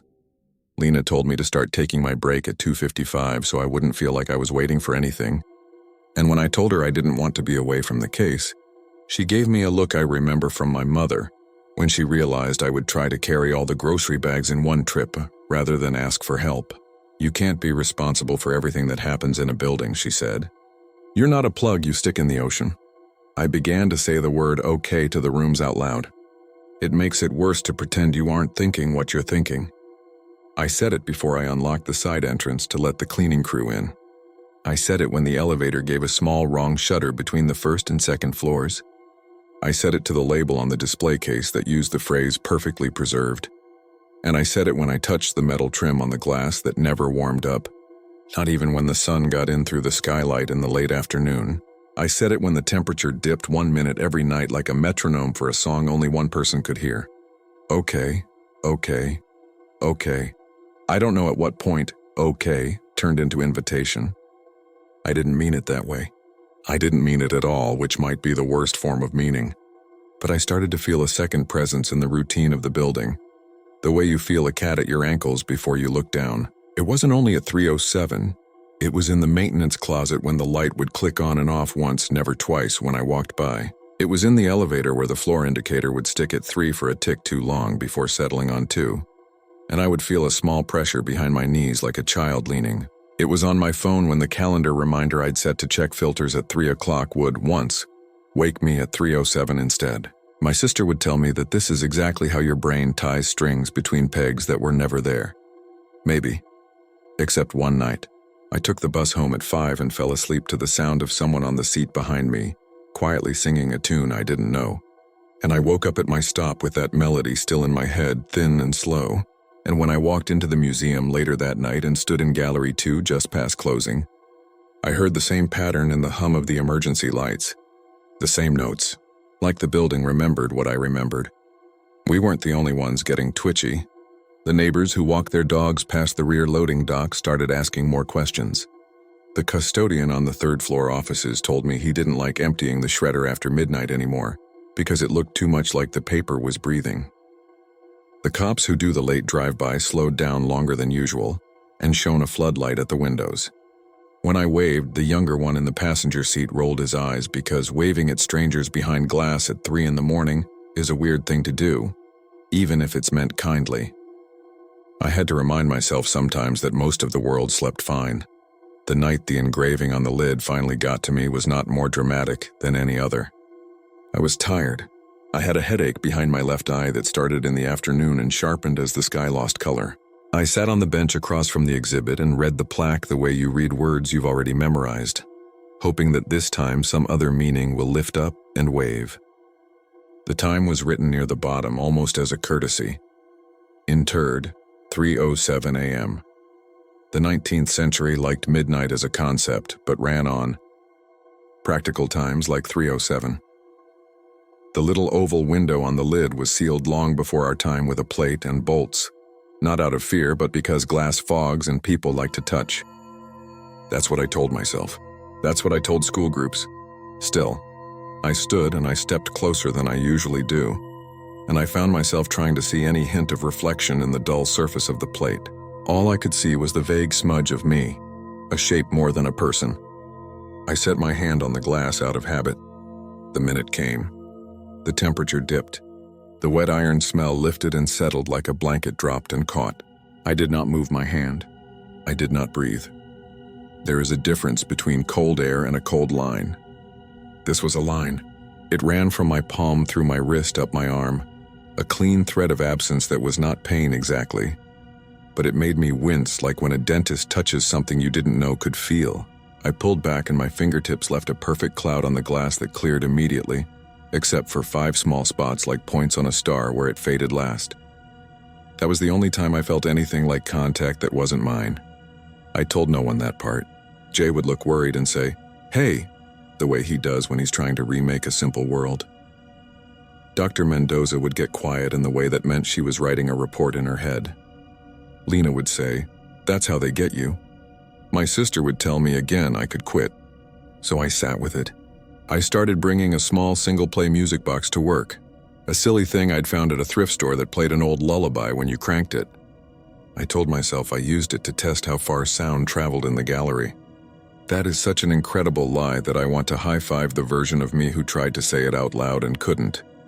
On a Tuesday, I placed it on the bench and turned the little handle twice. The tune shivered into the air and disappeared into the dull carpet. I turned it again, slower. The sound was thin but not unpleasant. I looked at the case. Nothing changed. I put the music box back in my pocket and made the rest of my round and pretended I had not made an offering. It kept going, the way routines keep going until something interrupts them. The interruption came from outside. The museum board decided to move the exhibit earlier than planned because the city wanted the space for a study, and the loan had conditions. Dr. Mendoza told me in the office with her glasses off, rubbing the bridge of her nose. "We can do everything correctly," she said. "We can do everything correctly and still feel wrong." She looked at me. "I need you on the night of the transfer." "Can you do that?" I said yes because that's what I say when someone asks me directly. The movers were professionals. They came with white gloves and quiet voices and a truck that hummed low like a big cat. We scheduled it for midnight to avoid traffic on the streets that pretend to sleep. Jay stayed late. Lena came in early. There were 3 of them with the truck, and another man from the receiving institution who brought a clipboard and a smile that didn't reach his eyes. He shook my hand and said, "Famous piece," like he was introducing me to someone who would never remember me. We all signed things. We all made promises to each other that had dates and times attached. When it came time to unbolt the case, everyone moved slower than their training said. The lid on the glass lifted in a neat, quiet arc. The air inside had no smell at first, and then the wet iron note came and went like a wave that didn't hit your feet so much as it left them dry and colder. I watched the handheld readout. It stayed steady. The man with the clipboard cleared his throat in a way that said he didn't approve of uneven breathing. They lifted the iron coffin with slings that cradled it like a fragile thing, which for once was precisely the truth. When they turned, I saw the plate over the oval window had a few new scratches on it I had not noticed before. They could have been anything. They looked to me like the arcs you make when you reach toward light with your nails and then choose not to scratch. I looked at the time. 1:49, we were early. Good. We would be done and gone and the case would sit empty at 3:07. Maybe that would be the end of it. We loaded. We signed. The truck left with a slow, careful turn of the wheel that made no sound on the wet street. We stood in the empty gallery with an empty case and a thin echo. Jay clapped me on the shoulder and said, "Pizza!" Like the job was to fill the space with anything that wasn't silence. Lena went back to her desk to complete the log entries. Dr. Mendoza stayed and stared at the spot where the case was, her hands in her pockets and her shoulders drawn in. "Go home," she said to me without looking. "Sleep. It's done." I left because leaving felt like the only respectful thing. I didn't sleep. I got on the bus. I watched the city pass its own reflection in the shop windows. I let myself into my apartment and made tea and didn't drink it. At 2:58, I found myself standing with my coat on, looking at my door like it would open if I stared long enough. I texted Lena, "You good?" She wrote back a thumbs up emoji and then a second later, "Stop." I put my phone down. I picked it up. The second hand on my oven clock did its deliberate sweep. At 3:05, I sat on the edge of my bed. At 3:06, I stood. At 3:07, my apartment's radiator clicked once, twice, 3 times in a rhythm I recognized like you recognize the sound of your name in a crowd, and the room got cold for exactly a minute. Not the kind of cold that makes you shiver. The kind that makes you remember breathing is something you do on purpose. I went back the next night. I told myself I left a sweater in the locker room. I walked into the gallery with my footsteps soft and counted the exit signs because that's what I do when I want to make the world real enough to touch. The empty case sat on its pedestal like a sentence missing its last word. The air smelled like old plaster and dust behind radiators. I stood and listened. At 3:07, the emergency lights hummed in a chord I could almost place, and the temperature dipped and rose, exactly as if the glass still held what it had held, as if the minute belonged to the room now and not to anything it contained. The smell of wet iron came and went. When it passed, there was a noise from the maintenance closet, a single, decisive click, and then silence like an held breath let go. I went home and finally slept for more than 3 hours. And when my phone woke me at 9, there was a text from Jay. Weird one. Lena says the elevator stuck at 3 for a sec, but nobody inside. You coming in later? Dr. Mendoza wrote me an email that simply said, "Please return your key tonight. New overnight coverage begins Monday." That was the plan once the exhibit moved. Contract work ends when the thing you watched is no longer there. I put my badge in my pocket. I put the little music box in the other pocket, the metal warm from my hand. I've been out 2 weeks now. I sleep most nights. Ordinary sleep with ordinary dreams like missing a bus or losing a hat. Sometimes I wake at 3:07 and stare at the ceiling and listen for nothing. Sometimes I hear the radiator click and I figure it out, like an adult. Sometimes there's a smell like wet iron on the edge of something boiling and I think of the old lid with its blank oval and the scratches I probably invented. I have not asked where the iron coffin is now. I have not looked up the receiving museum or checked their hours or their webcams. If you are someone who goes to see it, if it's in a case in a room you can stand in, don't touch the glass. Don't make faces in the reflection of the plate. Don't ask the guard if they think it's haunted because you're bored. It isn't haunted in the way you mean. I keep the music box on my windowsill. I turn it once when the sky over Brooklyn goes that lightless blue before day. It plays a note you could miss if you blink. I don't turn it twice. That feels like arranging something I have no business arranging. The note hangs for a second and then the city picks it up and makes it into something else. If I'm honest, and that's what this is for, I still talk to the rooms I walk through when the lights are off. I say okay to elevators and corners and closed doors. I don't wait for an answer. Sometimes in the second before 3:07 passes, the air around me feels thinner and cleaner and not empty at all. Like the pause you take to listen for someone small approaching across a long floor. I never hear the footsteps. I never see a shadow. I only know that for 1 minute of every night since we dug a child out of the street and gave her a room with good glass and numbers that tell us how to feel, the world slows down right on time, and something remembers how to be held. I stand still and I count and I am counted. And when the minute ends, when the radiator clicks, when the hum of the exit sign steadies, it leaves a space that feels like an open hand. Turned palm up, waiting, not asking. The most ordinary shape a person can make and the hardest one to ignore.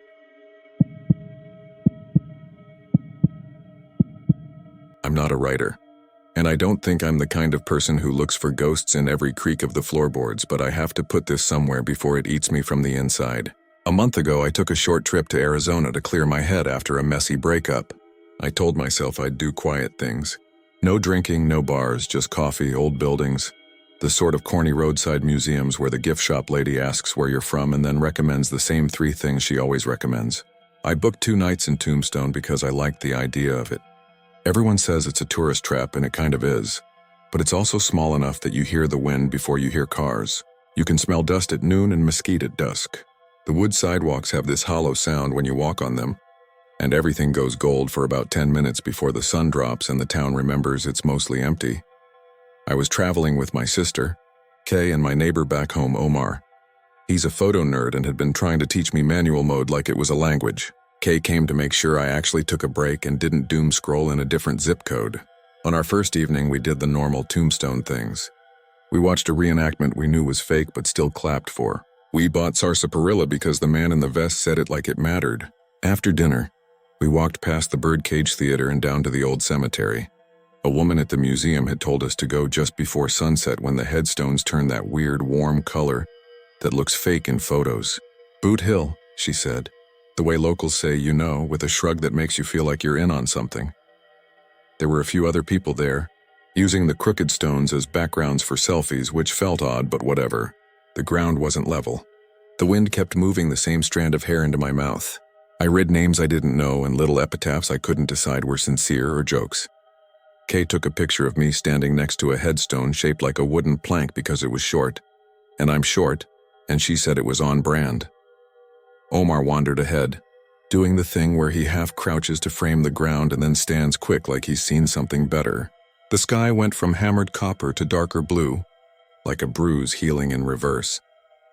I don't remember why I stopped at the grave with the name Sarah Finch.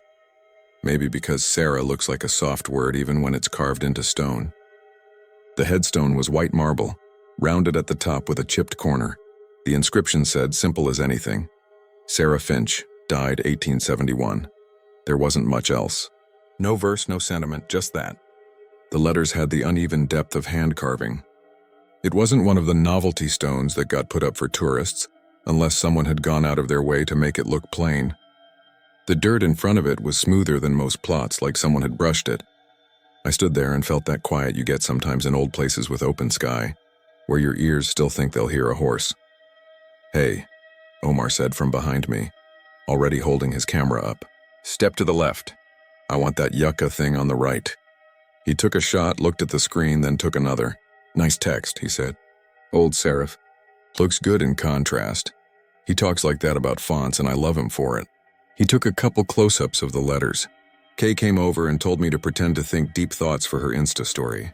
I made a face and she laughed. We walked a loop after that, saw the ones that said hang by mistake and debated whether those were real. It got cold fast. We left when the sky stopped being blue. That night we went back to the motel, the kind where the AC hums like a sleepy dog. Omar uploaded his shots and started sorting while Kay flipped through a local pamphlet about Tombstone's Most Haunted. I fell asleep to the sound of him muttering ISO numbers like a prayer. In the morning, we did the mind tour and coffee thing. We argued about pancakes versus eggs. We were just people on a trip. The only oddness was so small I almost didn't mention it. While we were paying for breakfast, the waitress asked where we were visiting from. And when I said Phoenix, she winced and said, hot. Then she asked if we had any plans for the day. And when I said we might go back to Boot Hill because Omar wanted morning light, she went quiet like she was thinking too fast. They're doing some work up there, she said. Sometimes they rope off a section. Just don't climb over if they do. The ground's soft. Kay thanked her and we left, and I forgot about it until later. We did go back that afternoon because Omar wanted to get those clean shadows. It was a different world in daylight. Less magic, more dirt. A couple of stones had bouquets in plastic sleeves. The wind was sharper. We split up because that's what you do, I guess. And I went back to Sarah Finch without exactly knowing that's where I was going. You do that thing where you pretend you're just meandering and your feet are like, can we not lie? The headstone looked the same from far away. Up close it didn't, the letters weren't right. Not all of them. The name was the same. Then the line. Then the word died. Then the year. That was different. I remember how big my breath felt in my chest because for a second I thought I was reading it wrong. Died 2025, I said it out loud like a test. 2025. The stone said a date that hadn't been there yesterday. I don't know how long I stood there. Long enough that Kay found me and said, "Are you good?" I stepped aside and pointed. Kay blinked. She leaned in. She touched the numbers the way people touch Bible pages even when they don't believe. Omar jogged over, half excited because to him unusual equals interesting. "What?" he said, and then, "No way." He took a photo, then another, and then he switched to his phone and took a video because he has rules about documenting things. "You have the one from yesterday?" I asked. He scrolled. He held up the camera. I watched the back display. Yesterday's image, the same stone, the same chip, the same swirl in the marble, and died 1871. Today's image, everything the same but died 2025. Same light angle, same dirt smoothing in front. Only the numbers changed. We called over a man who looked like he worked there because he had one of those faded volunteer t-shirts. His name tag said Rick. He was sunburned around the edges and looked like he'd be very passionate about where one should and shouldn't step. He walked over with a bored expression that went careful when he saw our faces. "What's the concern?" I told him, trying not to sound like I was trying to make a thing out of nothing. He stared at the inscription like he was trying to read through it to something behind. "They've been doing restoration," he said finally, but there was a question mark in it. "We don't update things to modern dates," he added, and he wrote something on a small pad. I'll get Janice." He walked away too fast for a man trying to look unbothered. Janice was the manager, I think. She had a clipboard and the voice you use when you've had to ask too many people not to take rubbings. She asked us the same questions. "When did we see this before? Did we have proof? Were we making a video?" Omar showed her the photos and the timestamps. She stayed polite but tight. "Well," she said, and I could hear the gears grinding, "we have had issues with people planting joke stones. We make them take them back out. There was a man once who..." She stopped and glanced at Rick. "Anyway, this is not a joke stone, obviously." She tapped the marble. "If you don't mind, we'll rope this off for now. We'll make some calls." We went back to town with that floaty feeling of having seen something you know is real, but no one can say why. Kay tried to lighten it. "Maybe it's a TikTok trend," she said, then winced because even she didn't believe it. Omar kept looking at his photos like they might suddenly reveal a glitch if he stared long enough. The afternoon was normal again. We bought fudge and then said we didn't want any, and then ate half the box. We watched a German tourist in a cowboy hat ask if the saloon had oat milk, and the bartender said, "We don't milk oats," and then turned away. We laughed too much because we were trying not to talk about the grave. That night, back at the motel, Omar called the number the cemetery manager had given him. It went to a voicemail greeting that said office hours were 10 to 4, and to leave a message if this was regarding an incident. He did. Then he began the ritual of comparing metadata like a detective with a very boring case. "Same lens," he said. "Same focal length shutter. The stone didn't move. The camera didn't glitch.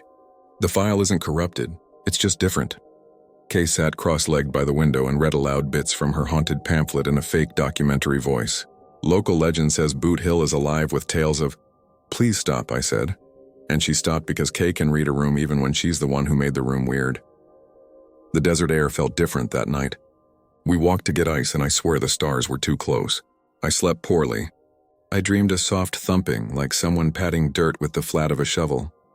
I woke to the AC rattling and the clock said 3:17, and a coyote yipped far away like laughter laughed under a blanket. We thought about leaving the next morning. We didn't. We were stubborn and we had one more day booked and we said we weren't scared. On autopilot, we went to the Tombstone Courthouse Museum, because it's where you go after you've been spooked and you want something with plaques. The woman at the front desk had the same voice as everyone here, pleasant but slower than mine. I waited while Omar asked if there were any records for a Sarah Finch who died in 1871. The way the woman's eyes changed made me think she knew the name even before she looked down at the screen. She clicked, frowned, clicked again. "Finch?" she said, as if testing the feel of it. "Sarah. We have a Finch family in 1880 census. Sarah isn't referenced here. That doesn't mean she isn't buried at Boot Hill. Records are tricky. Has that stone always been there?" I asked. She gave a small smile that didn't reach her eyes. "We don't keep a record of each stone's face like a dentist would, if that's what you mean. But I can tell you we haven't done restoration this week. We haven't done any marble work for months. You'd need the Boot Hill list." She reached under the desk and pulled out a dog-eared binder that looked like it had been printed in Word in 2002. She flipped. Names in alphabetical order. Finch, 2 entries, neither Sarah, another flip. A handwritten page tucked in. Field updates 2009. Someone had written, "Finch, unmarked?" with a question mark that pressed hard into the page. She made a phone call anyway, to a man whose name I couldn't catch. She repeated our question, then said, "No, they haven't done it. No, not them either." She hung up and looked at us with what might have been curiosity or fatigue. "If you're trying to make content," she said, "please be kind to us. We weren't trying to make content." We went back out into the brightness and it felt like stepping into hot water. Kay bought a sun hat she admitted made her feel like a detective in a movie. We had mediocre tacos because everything is better in Phoenix, and I said that. And Kay told me I was being snotty. By late afternoon, we were back at Boot Hill like moths that were mad at the light.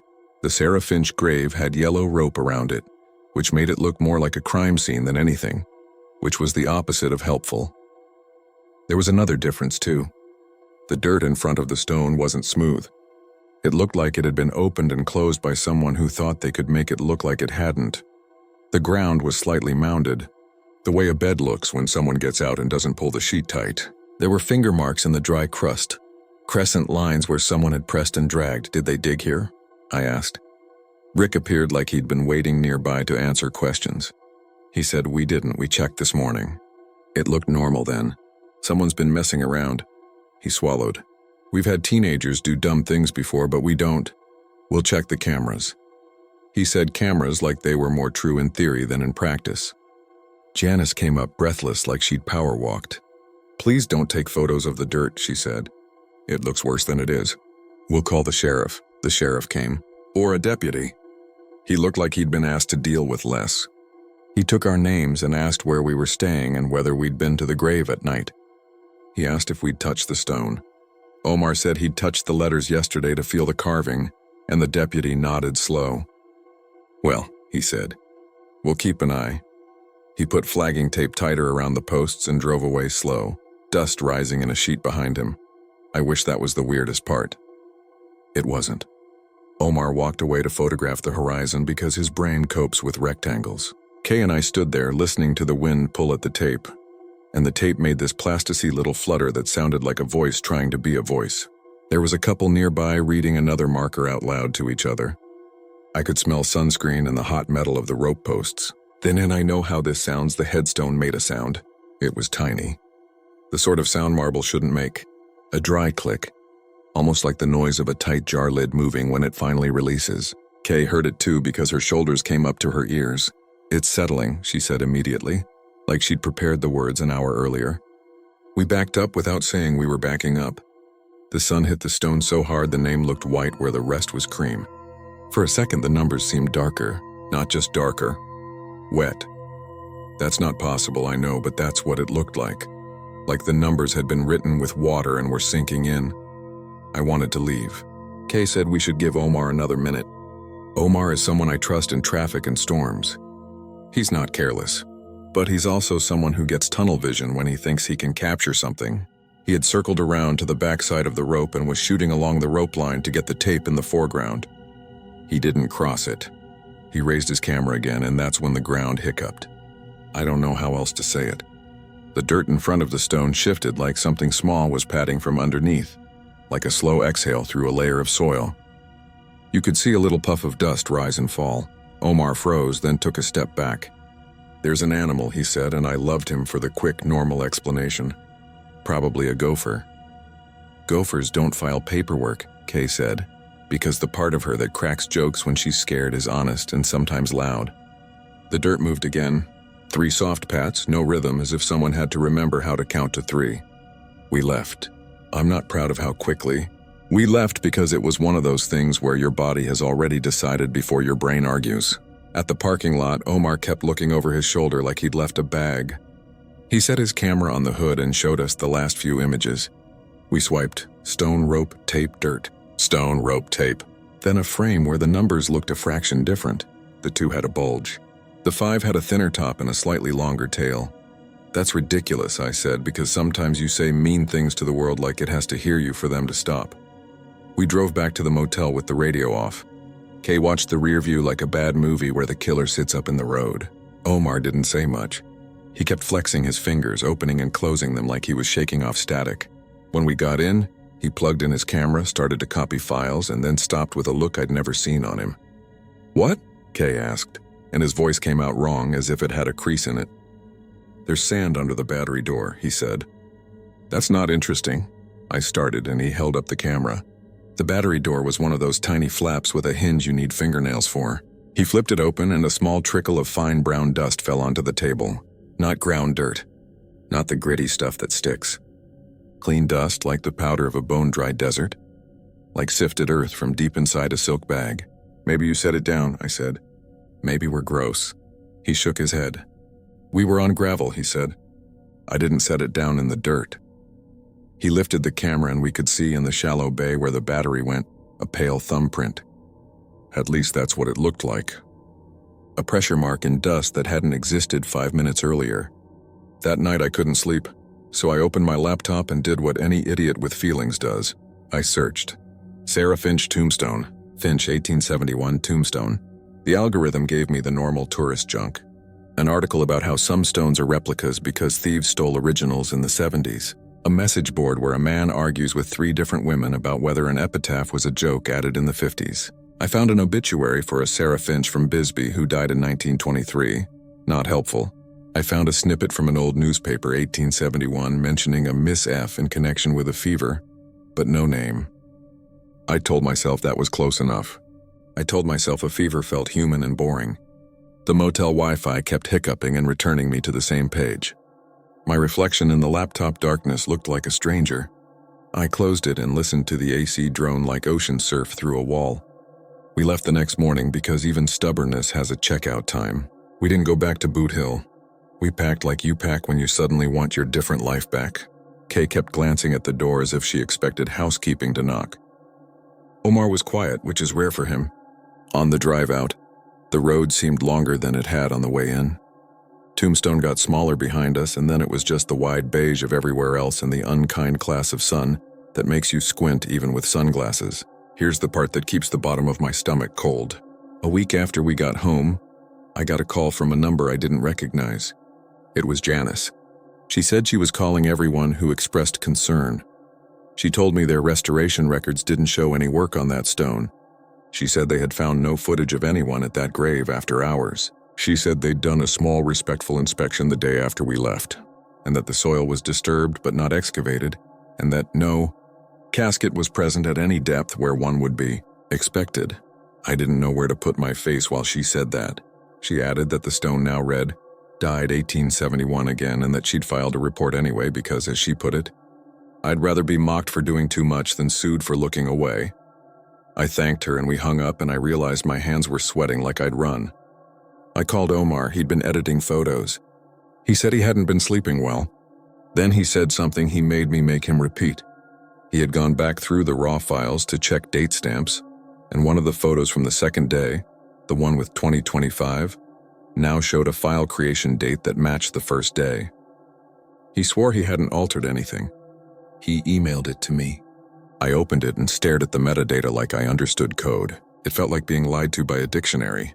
Kay came over that night with Thai food, and we did the thing where you talk about anything else until your body gets tired and your mind starts to float toward the thing you've been avoiding. She was trying to be comforting in that big sister way where she tells you, as long as no one's hurt, it's just a story we can tell wrong on purpose, so it's funny. She got up to throw away napkins and said, "You feel something?" I said no because nothing had happened. Then she touched her forearm and I touched mine because that's a human reaction to someone talking about their skin. And I felt a grit tiny like the dust on Omar's table. When I rubbed it between my fingers, it vanished as if it had never been solid. Kay made a face. After shower dust, she said, making up a thing so we could believe we'd heard it before. We cleaned the table.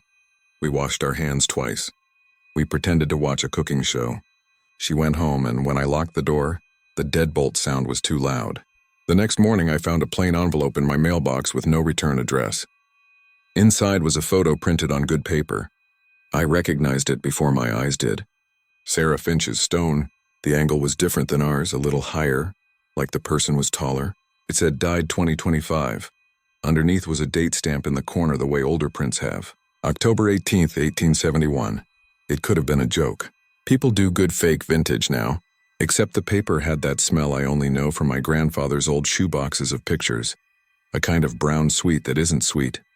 And behind the headstone, in the shallow depth of field, there was a shape that might have been a dress, not a person. A shadow of a shape, if there's such a thing. I called the cemetery again. Rick answered this time. I could hear a lawnmower far away. I described the photo. He went quiet, then said, careful as eggs. Sometimes people mail us things. We don't encourage it. What does that mean? I asked. He sighed. Letters, photographs, people who think they can put it down somewhere else by sending it to us. I asked if there was a record of a Sarah Finch being buried without a casket. We don't bury anyone there anymore, he said. Boot Hill is old ground. Whatever is in it is in it. I didn't sleep that night either. At 3 a.m, a UPS truck braked outside my building. Normal. I still went to the window like someone in a movie. The streetlight gave everything that sodium color that makes white things look aged. In that light, the top of the mailbox row looked like a low fence around a small plot of land. My brain put the headstone there before I could stop it. An afterimage on top of real life. I lay back down and listened to the building settle and thought about the waitress saying the ground was soft. People on here always have that thing they say at the end where they tell you what to do if you ever end up where they were. Bring salt. Don't say a name. Don't turn around if you hear your own voice from behind a door. I don't have that. I only have a handful of details and a fact that keeps changing. A name that stays. A year that won't, the last thing, and then I'll be done. Yesterday, Omar texted a picture from his kitchen. He'd been taking his camera apart to clean it because he said he felt like it needed it. The back display was on. It wasn't showing an image. It was showing a file naming error I haven't seen before. The camera had created a folder by itself, he swears. The folder name was Finch. Inside were 3 screen-sized thumbnails, black. He clicked the first and the camera froze. He clicked the second and it hissed like a bad speaker. He clicked the third and the camera shut off even though the battery was charged. When he turned it on again, the date had reset to 1871. He laughed when he told me that. A small, exhausted laugh like a person trying not to show you they're touching a hot stove. I know it's impossible, he said. I know it is. He sent one more text after that. It said, I keep hearing that tapping. He added a line like he'd meant to delete it but didn't. It's coming from the cupboard under the sink. I know better than to drive back. I know better than to open envelopes with no return address. But I have the photo on my table right now, and I keep looking at the date and then at the window and then at the bottom of my feet to check for dust I can't see. I tried to call the number on the back of the museum pamphlet and it rang and rang like a far room you aren't supposed to enter. The crying thing is I never asked why I stopped at that grave in the first place. There were 100 names in that ground. My hand just moved in that direction like it recognized a sound I don't remember we've heard before. I'm posting this because if you go to Tombstone and you see a white marble stone with a soft name and a hard date, maybe you won't touch the numbers. Maybe you won't lean close and fog them with your breath. Maybe you'll look for the smoothness of the dirt in front and pay attention to whether it looks brushed from above or patted from beneath. And if you take a picture, check it twice before you go. Check the corners, check the metadata, check whatever it is that tells you a thing is anchored. Then walk away and don't look back when the wind makes the rope tape sing. I would tell you to avoid the place entirely, but that would be a lie, because my phone just buzzed as I wrote this. It was a new email with no subject from an address that looks like static. It had a single attachment, a photo of the headstone, close and bright, the letters clean enough to taste. It says Sarah Finch, died 2025. Underneath the line there is a reflection where the marble catches the sun. You can see 3 shapes in it. One with a hat, one holding a camera, one shorter, turned toward the ground like she's trying to listen through the earth. The timestamp at the bottom is tomorrow's date. It's set to our time zone. I haven't opened it on my laptop because I don't want it saving anywhere. I left my apartment to sit in my car, and I can hear something light padding in the trunk like a bag settling, and I am not brave enough to check. I'll drop this here and close the app and go somewhere with more people. Then I'll try very hard not to look down if I feel grit on my hands when there's no reason for it. And if the headstone is reading right now, if it's changing for someone else, then I hope they're better at not looking than I am. Because I can still see those numbers the way you can still see light after you close your eyes. And when I blink, they stutter. And every other blink for just a heartbeat, I swear they're trying to shape my name.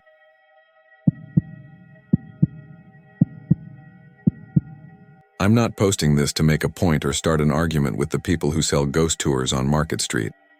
I'm posting because I need my brain to hear other voices say, out loud, that I didn't imagine what I recorded. I've deleted the files, moved apartments, changed phones, and I still hear it sometimes tucked into the edge of any steady noise, like a name someone tries to say under their breath. If you're from Charleston, you can probably guess which grave I'm talking about, but I'm not going to drop the exact church or give directions. I don't want anyone else putting a microphone there. I do audio work for a living. Weddings, corporate panels, small podcasts for realtors who want to sound like NPR, all of it. If it hums or hisses or clips, I'm the guy with the little silver case of adapters who fixes it. I moved here 3 years ago because my sister Jenna lives in Mount Pleasant, and she promised me there was always work in a city that never stops throwing parties. Our friend group is small. There's me, there's Jenna and her husband Trey, and there's a guy named Miguel who manages events at a hotel off East Bay. And there's Lena. Officially, she's a grad student in coastal geology at COFC. Unofficially, she's the person who drags me toward anything you'd call local lore because she figures I can record it and she can explain it, and we'll both feel less like we're wasting our 20s. The first time I heard about the singing grave, it wasn't even from her. It was a bartender at a place on King Street telling a couple from Ohio where they might see something spooky after dinner. If the tide's up, he said, drying a glass and shrugging, there's a headstone that hums. Old hymn. No one knows how it does it. The tourist laughed and asked if it was some kind of speaker under the ground. He shook his head. Geologists came out last year. No current, no piping, nothing. Sand and clay. But don't go in at night. Groundskeeper will call the cops on you. I didn't think about it again until a few weeks later when Lena mentioned the same legend in this breezy voice she uses when she's already decided we're going. You should get a clean recording, she said. People claim the melody lines up with a hymn. If you capture the fundamental, I can analyze the spectrum against known hymnal structures. Against what? Against patterns, she said, smiling. Music is math. Also, it would be fun. Also, we can do it legally. The caretaker's name is Beauchamp. I met him once. He's nicer than he acts. We set it up. I texted Mr. Beauchamp and explained that I was an audio engineer, not a ghost guy, and I wanted permission to bring a handheld recorder and a small directional mic. He called me instead of texted, thick low country accent smoothing everything. You can come, he said, after closing but before full dark. I'll walk with you. It hums when it hums. I can't make it do anything for you. He gave me a time window that lined up with high tide on a Friday evening. That's the other thing about Charleston. Your life gets timed by the water whether you pay attention to it or not. If you've never been in one of our old churchyards, they're not the clipped, perfect lawns you see in movies. Paths break and disappear under live oaks. Spanish moss droops like old hair. Stones tilt. The air rests on you. That night was warm for October with a kind of soft humidity that keeps the smell of the marsh in your nose. When Lena and I got there, a tour group was leaving through the back gate with plastic lanterns. Mr. Beauchamp was waiting under the shadow of a brick wall. He wore a shirt with the church emblem stitched over the pocket and the resigned look of a man who has had to tell 12 different people, no, you can't take the skull over the course of his job. You the sound man, he said. Not quite a question. Yes, sir, I said. This is Lena. She's the one who knows about tides. I know about tides, he said, but he smiled a little. Keep your feet where you're told. We've had stones that look solid go soft if you step wrong. People don't realize the ground is a sponge. I brought a Zoom recorder and a shotgun mic with a windscreen, a little bendy tripod to keep my hands off it, and a cheap decibel meter. I wrote the tide time with a Sharpie on the back of my hand because I lose track when I'm setting levels. and I tucked 2 mints in my cheek out of habit so I wouldn't cough once the take started. We passed markers from the 1800s and the 1970s. One little lamb for a baby. A stack for a family whose last name kept going crooked as the stonewright got tired. I didn't ask where we were going. I didn't want to sound like another tourist. The singing grave is flatter than you'd expect. Not one of the tall angels or obelisks. It's a slab with a rounded top, the lettering almost gone. There's lichen in the cuts where a name used to be sharper. Someone had left a sprig of rosemary on the edge. A brittle white shell lay beside it, carried in from who knows where. When the wind shifted, the sound of cars on the Ravenel Bridge turned into a soft shushing. I looked at the stone and then at Lena. She had her notebook out. She writes everything down like she's building a map only she can read. "Who's buried here?" I asked. Beauchamp touched the top of the marker with his fingers like you touch someone's shoulder. "Organist," he said. "Drowned in 1903. They say his hands never floated up. That part is foolishness. When the water's done with you, it's done." "We heard geologists came," Lena said. "They did," he said. "2 from Columbia and 1 kid from up north. They waved a wand. They dug a foot down somewhere else. They smiled polite and told me there's no power. I could have told them that for free. He didn't leave us.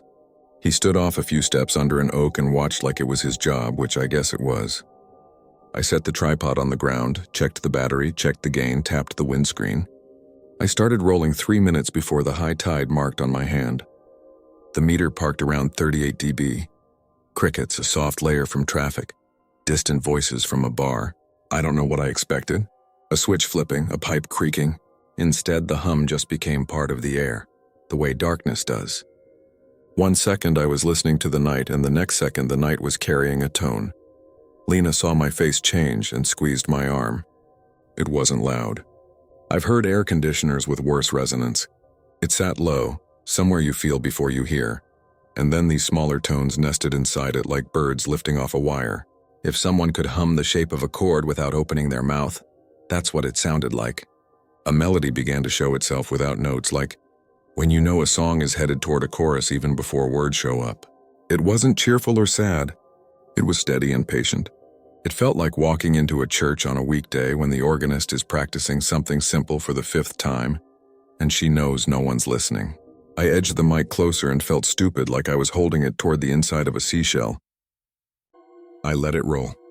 Modern recorders are quiet enough to pick up your heartbeat through your thumb if you're nervous, so I focused on breathing evenly, staring at a little crack in the marble to keep my head from spinning.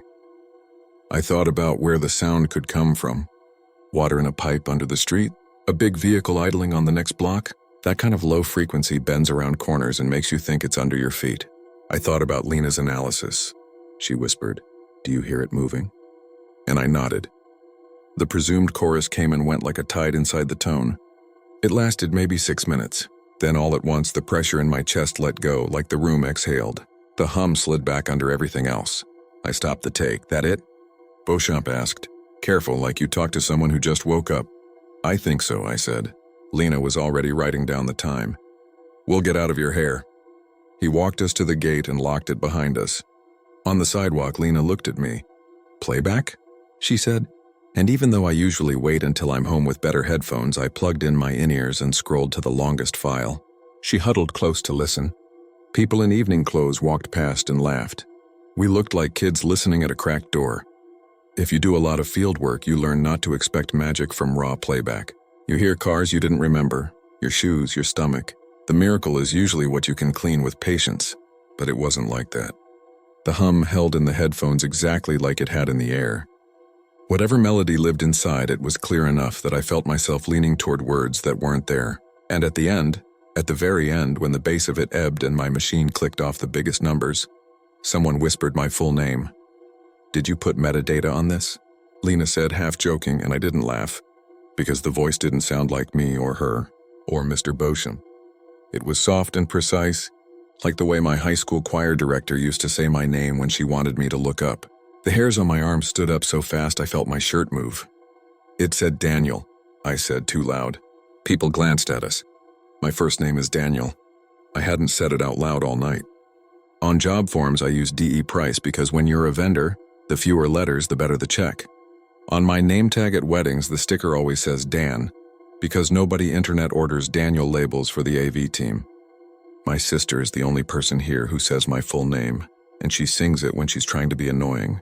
I handed the headphones to Lena like they were hot. She listened. She swallowed. Okay, she said finally. That's enough for today. I didn't open the files when I got home. I put the recorder on my counter and went to Jenna's to eat leftover chili and watch a dumb show about people buying tiny houses next to cow pastures. I didn't tell her anything because she was happy and I didn't want to see the way her face gets when she wants to help. Back in my apartment later, I brushed my teeth and left the TV on low for company. I don't fall asleep to music because my brain picks it apart. Static helps, fans help. The HVAC in my building hums like a distant airplane. Around 2 a.m., I woke up because someone had said my name quietly right next to my bed. You know how your heart goes 0 to redline when you wake wrong? That happened. For a second, I thought Jenna had let herself in. Then I heard the air conditioner cut and all that low noise sank away and I sat up in the new quiet with my mouth open and waited to hear it again. Nothing. The ceiling ticked. My upstairs neighbor walked to the kitchen. My pulse climbed down the ladder one rung at a time. I told myself I'd been dreaming, and the leftover hum in my ears just carried a thought across. I went to the bathroom and ran the tap and said my own name 3 times in a normal voice, like I could scrub the memory of how it had sounded. In the morning, while coffee dripped and my cat stared at a corner like something hovered there, I dumped the audio onto my laptop. I didn't edit. I just clipped the end so there was a minute of night, then the hum, then a minute of night. I sent it to Lena with the subject for analysis. I called it Grave 1 Wev, because I couldn't bring myself to name the file after what it was. Then I went to a job and mic'd a panel of real estate developers who disagreed about whether parking garages should be beautiful or invisible. The hum of the ballroom's air felt too high to carry anything except itself. Lena texted later with a spectrogram, bright bands like a heat map. The fundamentals were messy, but you could see a shape. She overlaid a simplified line and wrote, "It's like a hymn, a very old one. Fragmentary. There's no obvious source resonating at those pitches that matches the ground composition or neighboring structures. It's weird. Can we go back?"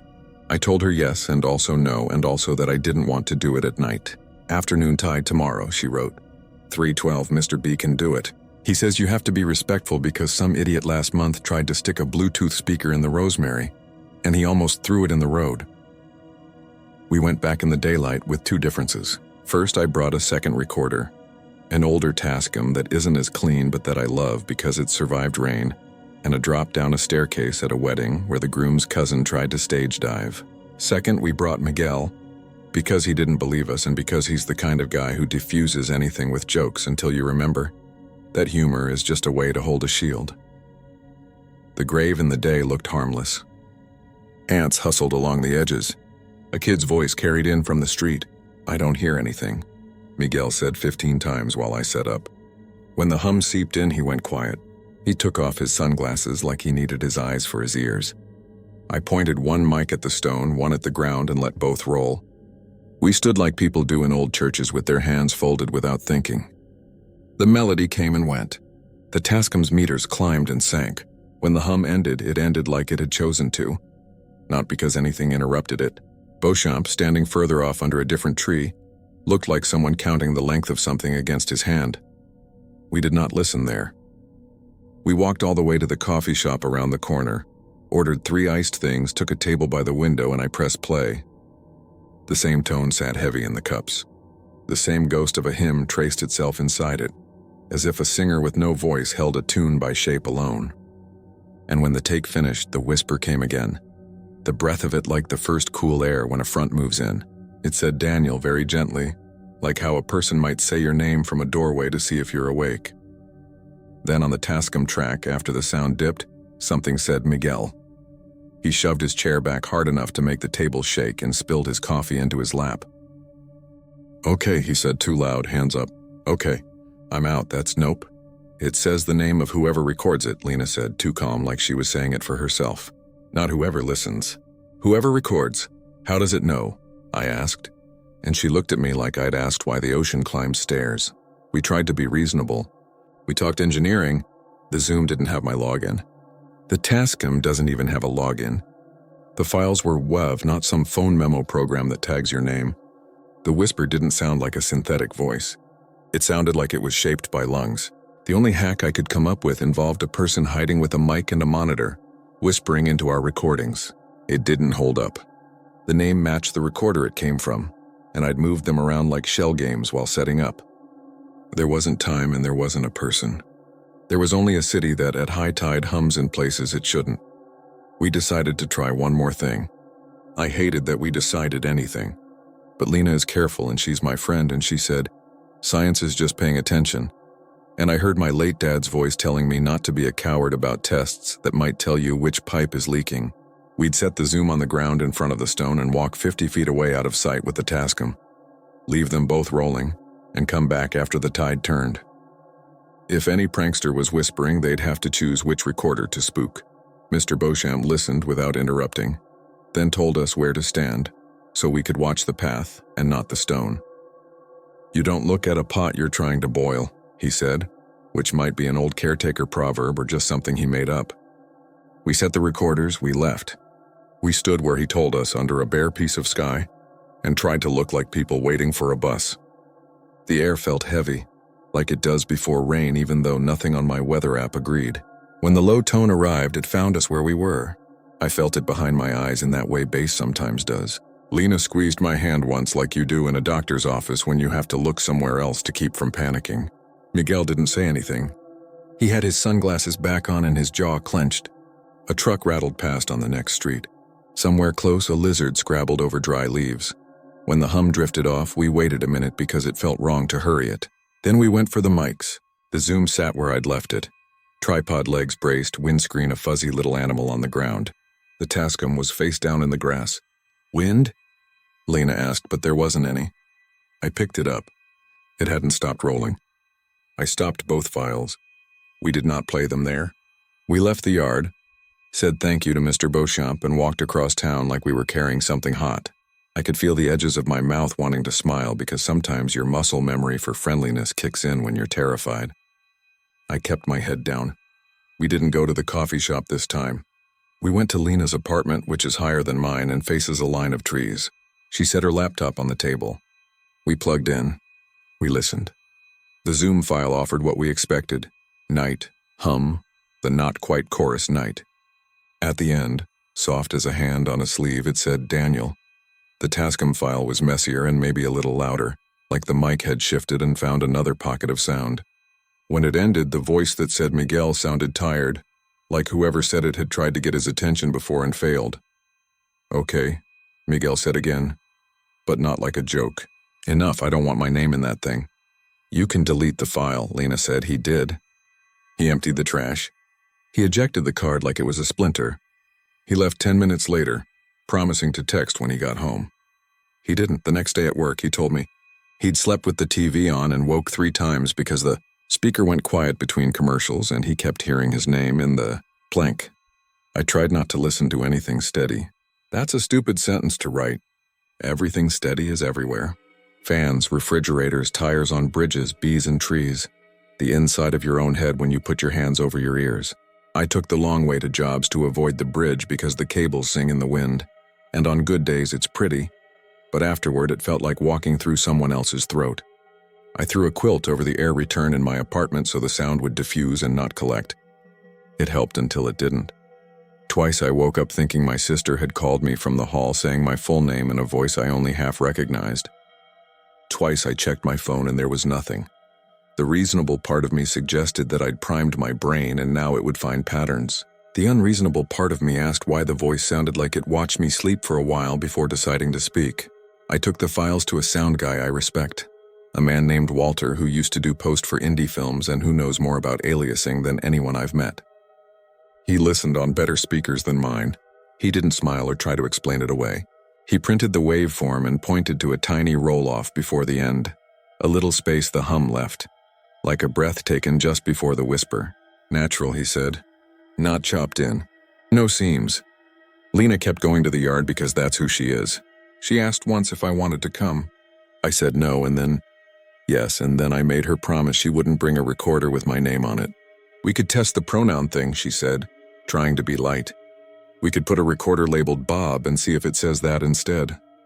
"Don't make it mad." I said, and she put her head to the side. I don't think it's mad, she said. I think it's careful. I think it likes being heard. She went twice more without me. The second time, she texted me a screenshot of a spectrogram with a caption that just said, old melody, and a second text that said, it said my name. She followed it with a sun emoji because that's Lena, like a charm. I lasted 2 weeks before I went back. It was a Sunday afternoon, breezy, the kind of clear day that makes old brick look good. Mass at the church around the corner let out and a group of older women walked past holding programs against the sun. I waited until the yard was quiet and then I went to the caretaker's door. I didn't think he'd remember me, but he did. Sound man, he said. Brought your scientist. You be wanting to go in again? Just for a minute, I said. No mics, he let me in. He didn't follow me, which I appreciated more than I can say. I found the slab and stood there with my hands in my pockets like a man who's misplaced something. The rosemary someone had left before was gone, but I could still smell it. The tide was midway. The air felt expectant. My legs wanted to go. My head wanted to be quiet. The hum slid in like always, finding the spaces between the other noises in the world, reordering them. I tried not to listen for the shape and failed. It was the same melody and somehow not. People who know music would say it inverted or elongated. To me, it felt like walking a familiar street by starting at the other end. I said very softly, "What do you want?" Because I couldn't not. When the last of the low tone curled back into the rest of the day, I held my breath. It said my name. Not loud, not even more than once. The sound of my name vibrated my throat as if I'd said it to myself. A bee moved in the rosemary someone had planted a few rows over. The word hung inside the space where the hum had been like a bell after you touch it to stop the ringing. I turned and walked out and didn't run because sometimes running makes things follow. That night I called my mom in Virginia and asked easy questions about my grandfather, who was a music teacher, and about a family story where a distant cousin played the organ at a church by the river. "That was your great-great," she said. "He fell in one night after practice. That was up in Georgetown, though." "Why are you asking?" I said I was working on a project. She said she loved me and I should get more sleep. I sat on my couch with my phone face down and listened to the air conditioner deciding when to start. Days blurred. Jobs blurred. I stopped taking gigs that ran past 10 because the empty hours after midnight felt like a place where sound could collect. Once I heard my name on a bus as it braked. Once I heard it in the cool space under the pier, tricked by water against wood. Once, and this is the one that still makes me put my head down in my hands, I held my breath underwater in my bathtub to see if I could stand to hear it, and when I came up the pipes in the walls sighed, and the last shape of a voice slid through the house like a fish through shadow. My phone, charging on the counter, lit up to show me a notification for nothing at all, and I said, "Stop," without knowing who I was saying it to. A few days after that, Lena knocked on my door. She didn't text first. She looked pale, like someone who'd been awake through the night, not because anyone was sick, but because her own thoughts had pulled her along by the sleeve. She held up her phone. "Listen," she said, and pressed play on a recording that was mostly the sound of her dishwasher. At the very end, quiet enough that your brain wants to move away from it, the dishwasher squeak turned into her name. "We didn't record anything last night," she said. "I didn't. Daniel, I think it learned me. Maybe there are patterns in us you can't measure directly, like how a word tastes to a person whose grandmother used it, or how your shoulders lift when someone says your middle name in the tone that means trouble. Maybe there is a shape to your listening that a hum can memorize." I wanted to argue with myself about this. I wanted to think about plumbing. Instead, I felt like someone had drawn a circle around my apartment and stood outside it, humming a song it knew I knew. We went to see Mr. Beauchamp together. Not to go in, but to stand across the street and look at the wall like people who've lost something you can't have back. He came out anyway and leaned against the gate. "I tell folks leave it alone," he said, not unkindly. "They never do. Does it hurt anybody?" I asked, because if the answer was yes, I would have moved to the other side of the state and never touched a microphone again. He looked at me for a long time. "Hurt," he said, like he was tasting the word. "No, not that I know. It keeps..." That's the word I would use. It keeps what you give it. When I was young, we had a boy jump the fence at night with a boombox on his shoulder. And the next week his mama called me because that box played a part of a song whenever she boiled water. She said she could live with it. She boiled tea. He went off to the army and I heard the box stopped. Maybe the world put itself right. Maybe she put the box in a closet. People learn to live beside things. What does it want? Lena said, and he shrugged. To be named, he said. Don't we all? I stopped bringing gear anywhere near water for a while. I said no to recording a choir in a church because I couldn't stand the idea of sifting through takes for a breath at the end. That knew me. I redid my apartment and filled it with soft things that break up sound. I slept with a white noise app that swapped its track every 20 minutes like a liar you can't predict. Twice, 3 times a week I'd catch it. The very end of something steady when the shape of the remainder wanted to be a word and chose my name. It didn't shout. It didn't plead. It didn't multiply or come from behind my shower curtain or turn into the face of a stranger. It waited until the song in the air let go, and it said me like I was a key turned in a lock to check if the door was still closed. I know the instinct is to tell me to talk to someone, so I did. A counselor at the clinic on Calhoun who asked questions about sleep and stress and history. We never once said ghost, which I appreciated. We talked about thresholds, how the brain, once tuned, hears what it's scared of and favors it. We talked about ritual. She suggested I say my own name out loud once at the end of the day and then set it down the way you set down your phone. You can pick it back up in the morning, she said, but in between you don't have to answer to it. I tried that. For 2 nights it felt sane. On the third, as I turned off the kitchen light, the refrigerator motor clicked off and somewhere, in the breath between sounds I heard, my name and then, this is new, an exhale like someone, relieved I'd finally come to the door. I don't go to the grave anymore. I also don't tell people where it is. If you're local, you've probably heard the story about the organist who drowned in 1903. Nobody can agree where he went in, down by the old ferry, the creek behind the mill, a slip on wet steps. I went to the library archives and found his name in the newspaper from that year. I'm not going to type it here. The article says he was kind. It says people sang louder when he played because he made their voices feel bigger. It says the funeral service was full, and the doors stayed open because the crowd wouldn't fit. It doesn't say anything about sound in stone or the way water teaches, air to make room for a tone. Sometimes I think about the part of the, legend that the bartender told those tourists. The first night I heard it, he said that when the song ends, the hum whispers the name of whoever recorded it. Recorded is a slippery word now. Maybe all it means is whoever showed up and held still and listened hard enough that the shape of the listening left a print. Maybe the organist, patient as he ever was, keeps a roll somewhere under the quiet, one name after another. The way you write the titles of hymns in a book so you don't forget which ones you've played. Maybe saying our names is just a polite way to make sure we're still there. It's after 10 as I type this. The cicadas down by the marsh have started up again after a day of heat, and their sound rubs against itself until it becomes a single backing tone, like the inside of a seashell you hold up to your ear and pretend is the ocean. I'm trying the counselor's trick. I said my name once an hour ago and put it away. I'm trying to forget that there are recordings of my voice scattered across town, in hotel ballrooms and wedding videos, places where the hum will find me if it wants. The fridge has cut off and on twice. The AC clicks in.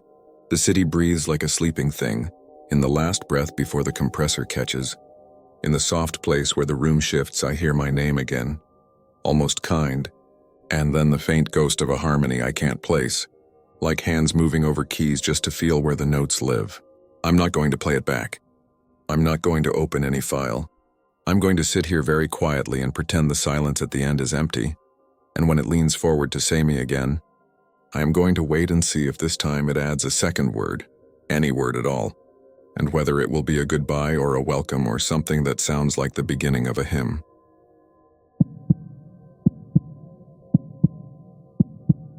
I'm not the kind of person who posts on sites like this. I don't like attention, and I'm not great at making things sound spooky on purpose. I'm writing this because the sound that follows me from room to room won't stop unless someone else hears it too. And typing feels like I'm putting it somewhere outside my head for once.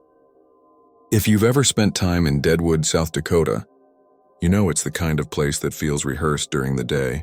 Trolley bells, staged gunfights on Main Street, the smell of frying dough and sunscreen, and then all at once very old after dark, when the storefront neon clicks off and the hills breathe cold air down the alleys. I moved here last year for seasonal work and ended up staying because the winter crept in slow, and I never got around to leaving. That's how I fell into a job with the city's parks department, helping with cleanup at Mount Moriah and one of the smaller cemeteries further down the road, the one the locals actually use. I was on the crew that started the pathwork in May before the tourists got thick. It was nothing dramatic, just an accessible footpath curling between the older headstones so people wouldn't slip on the pine duff. We had an excavator for the heavy scrape and shovels for the edges. There were 4 of us most days. Me, my friend Luke, who I'd met at a winter poker night in a basement bar, an older guy named Charlie who'd been sharpening mower blades for the city since the 80s, and Jen, technically Jennifer Martin, project coordinator, which meant we did the labor while she measured things twice and made sure we didn't hit utilities or violate anyone's dignity. She wasn't a suit about it. On the second morning, she brought us coffee from this cafe on Charles Street that puts a little cinnamon in everything. She was all business on site, though, and that's probably the reason we didn't just backfill and keep quiet when the bucket pulled up wood. The wood came up in long black flakes that smelled like smoke and penny coins. The excavator operator, one of the city guys we didn't know, killed the engine. Birds kept singing like nothing was wrong, and the road down the hill buzzed with someone's motorcycle. And then there was just us, and the creak of the machine cooling. Jen asked me and Luke to grab shovels and clean around the edges by hand. We weren't supposed to find anything. Everyone said the records had been thorough when they expanded the cemetery in the 1940s. But the soil there is squirrel busy, and the old map squares don't quite match the slope. We uncovered a rectangle of tarred boards, the kind you see in old photos when people bury a casket and stack the planks above to keep heavy soil from collapsing it. "Stop," Jen said. She held out her tape measure like it was going to change the length. The planks didn't have a lot of nails. When I brushed my glove across one, it came away shiny with pitch and red dust. The smell got stronger, not rot. More like a barn after a fire the night before when everything is cooling and sweet. Charlie coughed into his sleeve. "That's not on any chart," he said. And he meant the laminated plan the county had posted on a stick at the entrance. Jen called the city, who called the county, who called Deadwood Historic Preservation. It rolled downhill until an archaeologist from Spearfish arrived, a woman named Dr. Mara Ellison with a low voice and a short haircut, and a way of standing where you could see her imagining the ground without the years on it. She had us set up a 10 by 10 grid with twine and a clipboard. It turned into a field school in miniature with tourists peering over the chain at us. Someone with a camera asked if Wild Bill was buried here and if this was him, and Charlie pointed up the hill and told him to buy a map. "This isn't a celebrity grave," he said under his breath while the tourist walked away. "This is what happens when you stack a town on top of itself and you pretend it's one story." We pulled up the planks after photographs and tags and the whole careful process. Underneath, instead of the expected casket shape, there was another layer of boards. Then a lid, thin, scalloped where it had been planned. It wasn't ornate, no brass. It didn't look like something ordered from a catalog. It looked like someone whose hands knew how to build a fence had taken a day off to build a place to hide a body. Mara ran her fingertips along the grain. "2 sets of marks," she said. "See how the scratches run opposite directions?" She was right. On the inner side of the lid, something had scraped 4 lines tight together like fingernails in varnish. And on the outside, slanted scuffs where someone had dragged the lid closed. Whatever she saw made her very still. We shouldn't have opened it that day. We should have put the lid back and left everything to a quiet building and a table under fluorescent lights. But Jen said the path had to be decided. The city didn't want a trench sitting open all weekend. And Mara got permission to lift the lid after she made a few calls I didn't understand. Luke pried one corner. The pitch crumbled onto my boots like dark sugar. When he lifted, the smell came out in a sheet and stood there with us. It wasn't rot. It was the clean smell of pine heat, like someone had sealed the box with smoke. Inside were 2 skeletons. Everyone got quiet enough that I heard the trolley bell from town, and the wind through the pines and the silvery hiss of a dragonfly. I know how that reads. I just remember the ordinary things louder than the strange. They were arranged face to face, knees bent like they'd been laid down spooned, then turned toward each other. The hands were the worst part if you're asking what made my skin want to crawl. Their hands were interlocked, skeletal fingers fused at the joints where they touched, the way sap hardens into amber, not a trick of soil. The bone itself was glassy where finger met finger, welded as if someone had poured shine between them and let it set. It wasn't grotesque. It looked like an art piece somebody made to be kind of unsettling in a museum foyer. Mara leaned over, bracing her elbow on the wood so she didn't touch the remains. She measured. She whispered numbers for Jen to write. Then she breathed out different this time. 2 skulls with similar lesions, she said. She didn't say bullet holes right away. She said perforations. She said remodeled margins, which meant, she explained later, healed over. You don't have remodeled bone unless someone lived with the hole long enough for the edges to round and smooth. Why would both of them have that? Luke asked. Mining accident? Charlie offered. Nail gun? Old-timey nail gun? He talked when he was nervous, which made me less nervous because then I could be quiet. There was no casket plate and no name tag. There were scraps of fabric that had become powder and threads. On one wrist bone, a ring of something dark, like a leather strap's ghost. The bones were tangled at the wrists where the fused fingers had pulled the ulna and radius toward them. It suggested stillness and struggle in the same frozen place. An argument long settled by the only thing that can settle any argument. We covered them again for the night because the air felt heavier, and the sky suddenly looked like rain. It didn't rain. A truck came up the hill from town and I recognized Sheriff Harper getting out, pulling a baseball cap down against the pretend weather. He looked older than when I'd last seen him guiding a drunk out of the Oyster Bay a few months earlier. He kept his hands on his hips and looked at the taped grid like it was a crime scene, and I guess it was if you go back far enough. He didn't ask us much. He spoke to Mara. He asked if there were any obvious signs of tampering. He used the word desecration the way people from here use it, like it should be a misdemeanor. We were told to guard the site overnight so nobody took a souvenir or dropped in with a shovel. It wasn't a dramatic assignment. I volunteered because my landlord was hosting a karaoke thing downstairs, and I'd rather sit under the pines with a thermos than listen to strangers murder Sweet Caroline. Luke offered to keep me company. Jen said she'd bring pizza if we promised not to screw around. At 9, the hill went dark aside from the little motion light on the maintenance shed and the sleepless glow of town through the trees. We set up 2 folding chairs and a soft lantern and pretended to want to talk about normal things.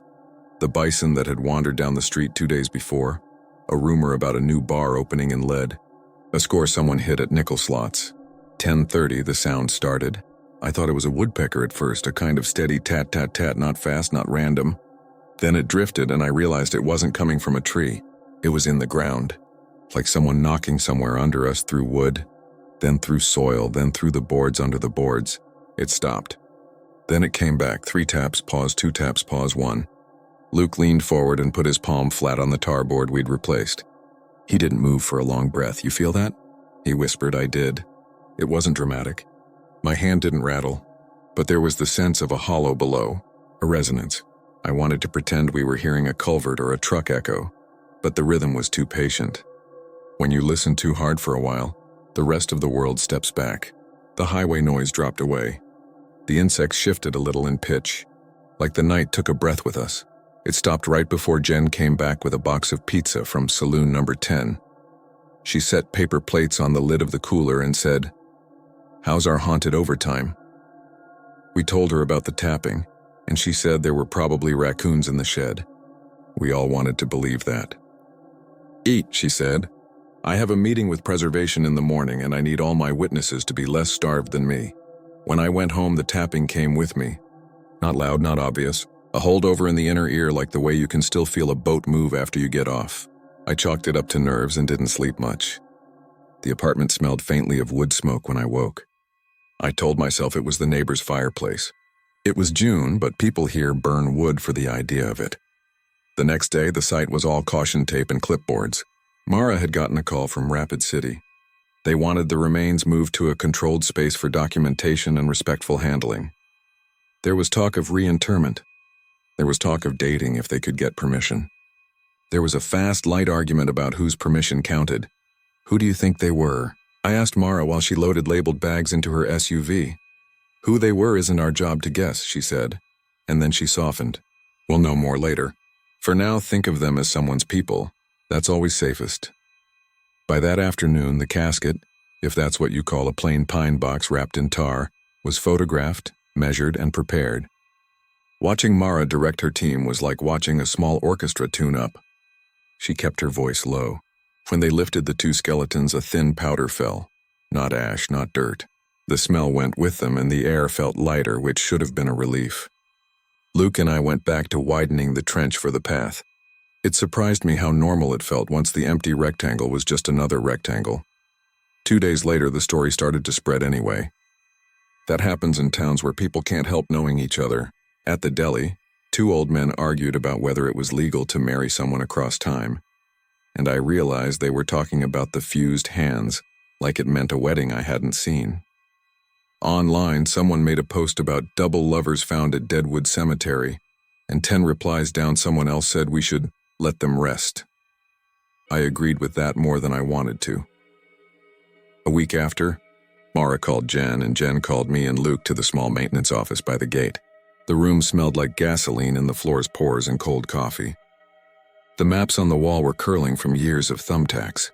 Mara put a manila envelope on the desk and looked like she'd slept in a car.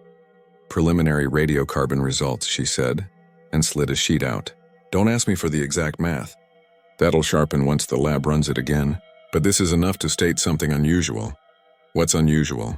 Jen asked. Male individual. Likely white, mid to late 30s at death. Date range centered around 1903. Female individual. Similar ancestry, mid to late 20s at death. Date range centered around 1943.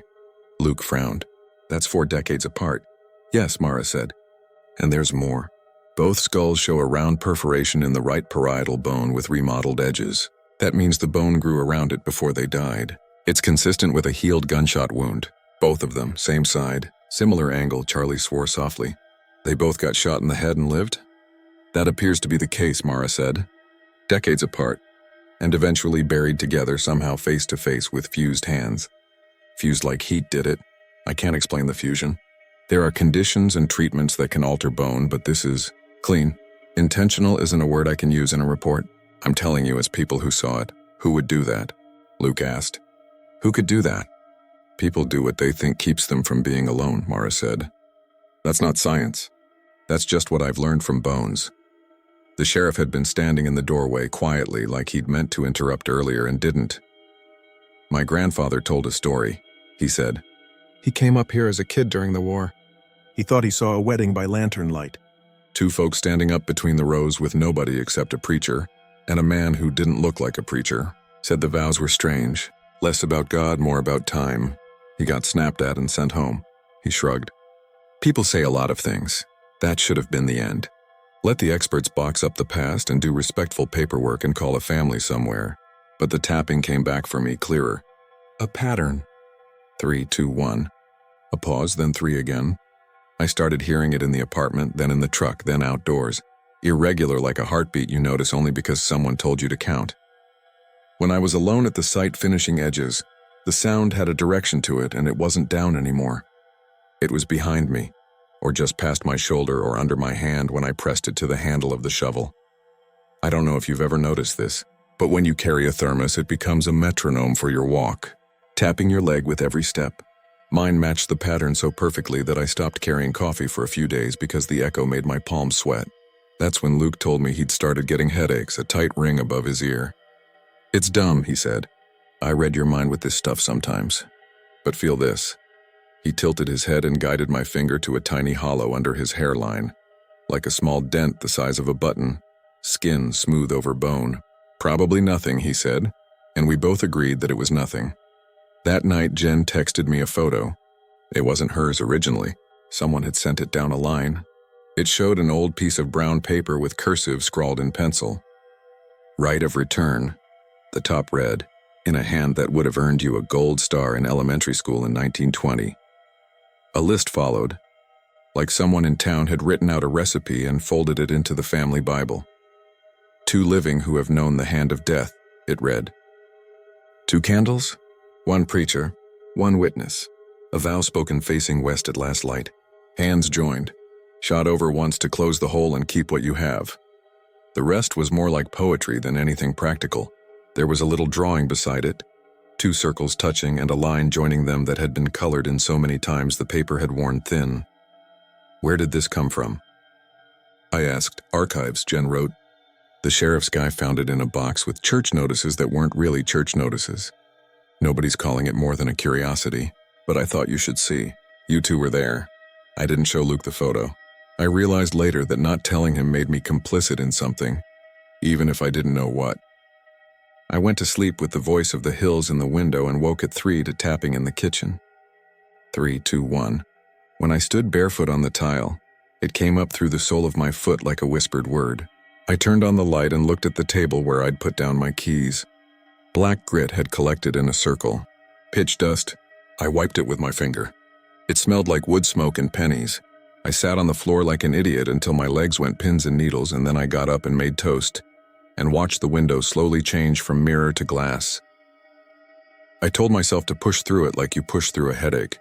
I told myself a lot of sensible things. Then the phone rang at 9 a.m., and it was Mara. She never called me directly. "Don't be alarmed," she said, which is the way you start a conversation when something is going to be a little alarming. The lab asked for a retest on the female sample because the collagen behaved strange. They got the same window, 1940s. The male remains are stable at around 1903. I've compared notes with a colleague. I can't write this into a report, but to you I'll say, they weren't buried together in the same year. She was added. That wood had been opened and resealed. "You can tell?" I asked. "Different pitch layers," she said. "Different composition, like 2 coats of paint with 40 years between them. Whoever did it knew what they were doing. Whoever did it wanted them face to face." I thanked her and hung up and drove to Luke's. His place is over a garage on Burnham Avenue with a view of a storage lot and a little wedge of sky that turns violent during storms. I knocked. He took longer than usual to answer. When he finally opened the door, he had a dish towel pressed to his temple. The towel wasn't bloody or anything TV would use to tell you something. He just looked tired, and the towel was there like a prop he'd forgotten to put down. He moved it and laughed. "Now I've got you spooked," he said. There was a perfect round mark above his ear, flush with the skin. You wouldn't notice it if you weren't already reaching to touch the same place on your own head because you'd started to feel something there too. We went back to the site that afternoon for a bit of fence work. Jen warned us not to talk to the looky-loos. A kid leaned on the chain and asked if we were grave robbers. His mother dragged him away without saying sorry. The wind had shifted, and the smell of the hills was resin and dust. When the sun dipped, the men who play cowboys on Main Street fired their blanks down in town, and the noise climbed through the trees as a flat crack. I watched a tourist flinch and then pretend he hadn't. A woman I didn't recognize arrived just before closing. She walked with the kind of care that says, "I haven't done this in a while, and this ground is already an argument with my knees." Her hair was white, tied up in a clip. She wore a light sweater even though the day was warm. She stood near the tape and looked at the empty rectangle like it was a photograph of something she'd misplaced. "Can I help you?" Jen asked, going into good coordinator mode. "I think my grandmother is part of this," the woman said. Her voice was surprisingly strong. Her name was May. She worked laundry at the Franklin. She told me a story with a thread she never tied, about a man who died once and didn't. She was a good girl until she wasn't, and then she stayed in town because there was nowhere to go that wasn't away. She smiled once. "That's not helpful to you. I just needed to stand near it. Is that allowed?" Jen glanced at the sheriff who'd been making the rounds again. He nodded. "If you don't mind, ma'am," he said. Which side of her head did she comb her hair to cover? If she did. If that was a thing. "Right side," the woman said without thinking. "She told me to sleep on my left so I wouldn't aggravate it. I asked what, and she said, 'Holes close if you let them.' She said it like a lesson." They talked quietly for a while. I went back to the truck and pretended to check the inventory sheet. The woman's words made the tapping grow constant, the way a clock is constant once you admit it's there. That night I dreamed of a lantern held low between 2 bodies and a preacher who had a scar running from his lip to his chin like someone had sealed him wrong in childhood. He spoke words that weren't the words I knew from weddings, and the people in the dream nodded because the words weren't for them anyway. It felt, in that dream logic way, like I was standing in a phone booth listening to a conversation through the glass. All urgent and plain, and not for me. The next evening, the timeline is clear in my head because after this, time got messy. Luke asked if I could help him move a dresser from his sister's place on the edge of town. He wanted to do it before dark. We got there late, and the sun had already slid behind the ridge, turning every window grayer than it needed to be. His sister Lena had 2 kids who left fingerprints at kid height on every door. The dresser was heavier than it looked, and we bumped it on the stairs and swore and laughed and swore again. When we set it down in Luke's place, the top drawer slid out a little, and something inside went tat-tat-tat against the back like a bird had been shut in. "Old nails," he said. He pulled the drawer the rest of the way. Inside was a folded piece of paper and a small pouch made from dark cloth and laced with twine. He opened the paper. The handwriting looked familiar before I realized why. "Right of return," the top said. The same careful cursive from the photo. But this wasn't a copy of a copy. This was the original, or an original ink-browned, edges soft. The pouch held 2 flattened coins with holes drilled in them, and a sliver of wood that smelled like pitch when he rubbed it between his fingers. "Where did you get that dresser?" I asked. My voice sounded too easy for the thing that was starting to rise in my throat. "Craigslist," Luke said. "Guy in lead. Said it used to be in his aunt's boarding house." "Why?" I didn't answer. The tapping had scaled up into my skull. 3, 2, 1, waiting, 3, 2, 1. The pattern made a shape. The shape was 2 people facing each other, hands touching in the space that would be a heart if they still had chests to press against, we argued. The way you do when you're trying not to say the word haunted, or the word chosen, or the word inevitable. Luke turned on the TV to make the room dumb, but the show voices slid past, not sticking. We decided to go for a drive, because what else do men who can't say what they're feeling do? We coasted up toward the cemetery almost by habit. Night sits different up there. The pines drink the sound from your engine. The gravel makes your tires feel a second too late, like the turn you made happened somewhere behind you. The maintenance shed light clicked on when we walked past, startled by our motion. There's a new gate now, but that night the chain was a formality looped through the post because nobody who didn't belong went up there after dark except us. We went to the edge of the path where the rectangle had been. It was tidy again. Soil even. Tarp over the open trench where the path would continue, the smell of pitch finally gone. The stars showed in the pieces of sky the trees left. More stars than a person should be responsible for. I felt like a kid again, worrying that if I looked too hard I would fall up. "Let's just stand here a minute," Luke said. "Then we can go home and watch people get eliminated on some cooking show and pretend our heads don't hum." We stood. The wind in the needles made a constant hush. The town down the hill put up its weak glow. A deer coughed, which if you've never heard it sounds like something trying to shape words. Then the tapping began. Not from the ground this time. From the air next to me at shoulder height like a finger on hollow wood. 3. Pause. 2. Pause. 1. It sounded like a code, except I didn't know the key. I could feel Luke tense.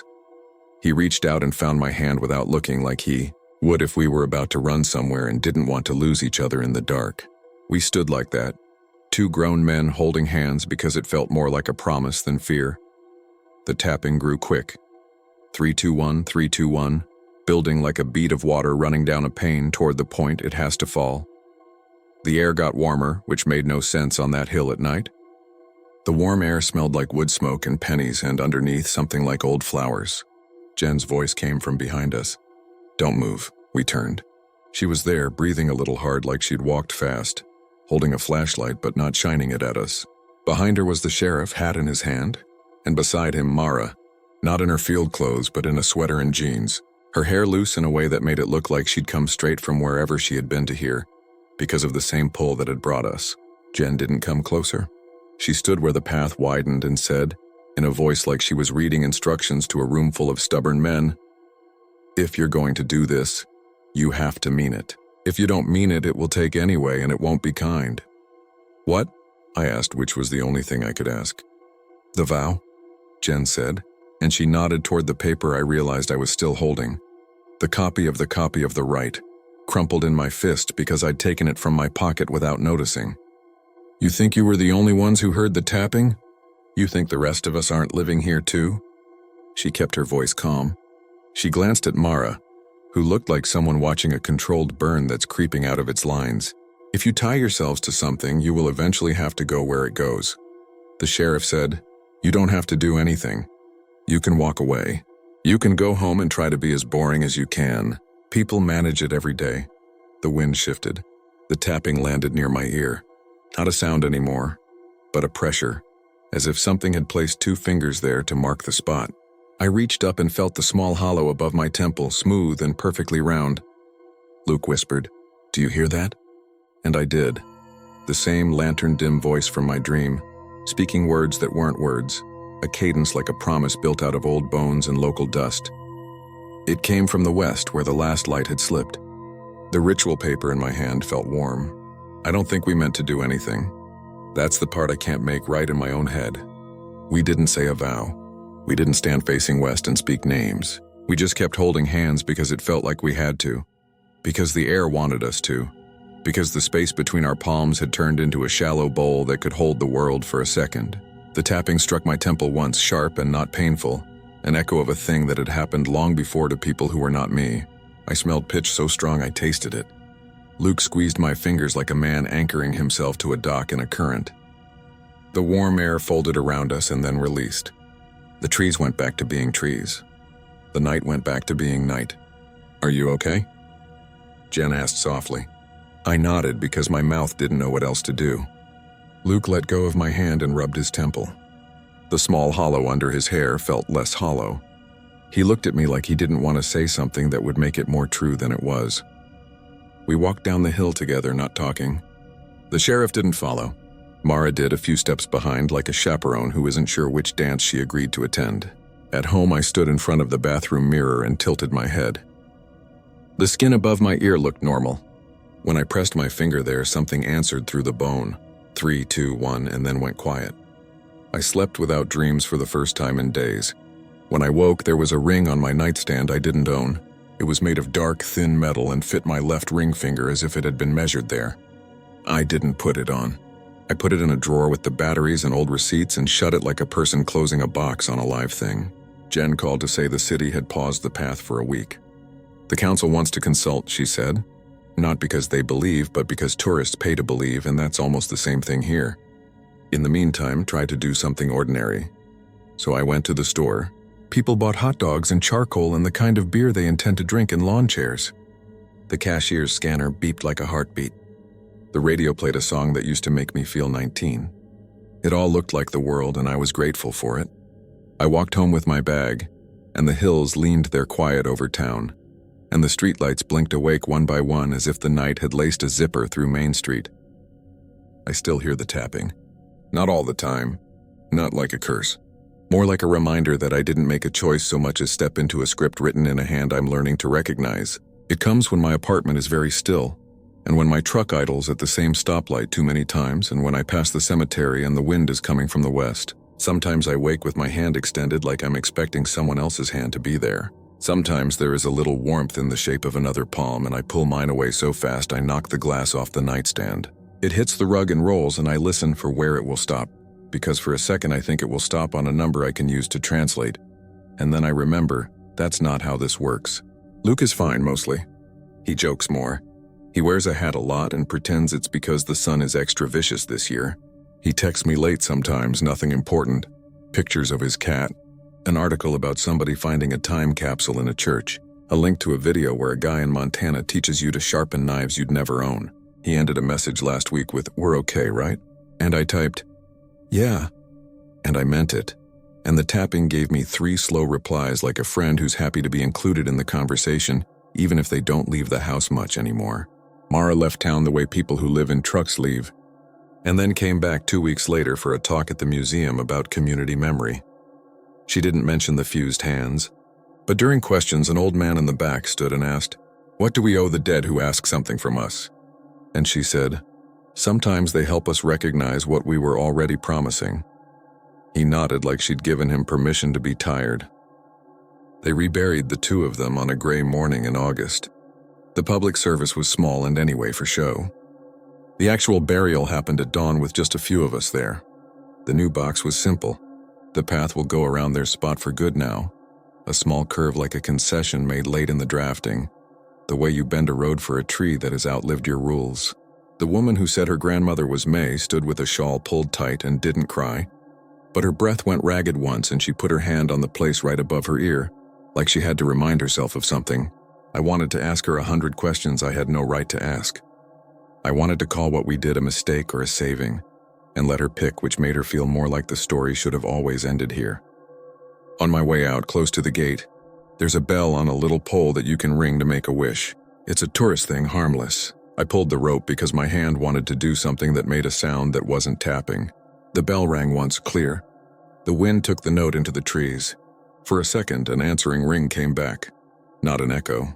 A bell far away or a glass touched lightly by a finger. Then the path was just a path again. A squirrel ran along the fence like a commuter who overslept. I tell myself this is a story about people who loved each other so hard they didn't want time to unspool them. I tell myself love can make bone learn new tricks, that vows can be made out of anything. Candles, wood, a hill that has watched people lie to themselves for a century and forgive each other anyway. I tell myself I'm fine, and most days that's true. But when the apartment is too quiet, when the hills exhale and the window glass shifts a hair in the frame, when I sit and listen without meaning to, I hear someone politely knock to see if I'm home. 3, 2, 1, and sometimes my left hand lifts like it knows what to do.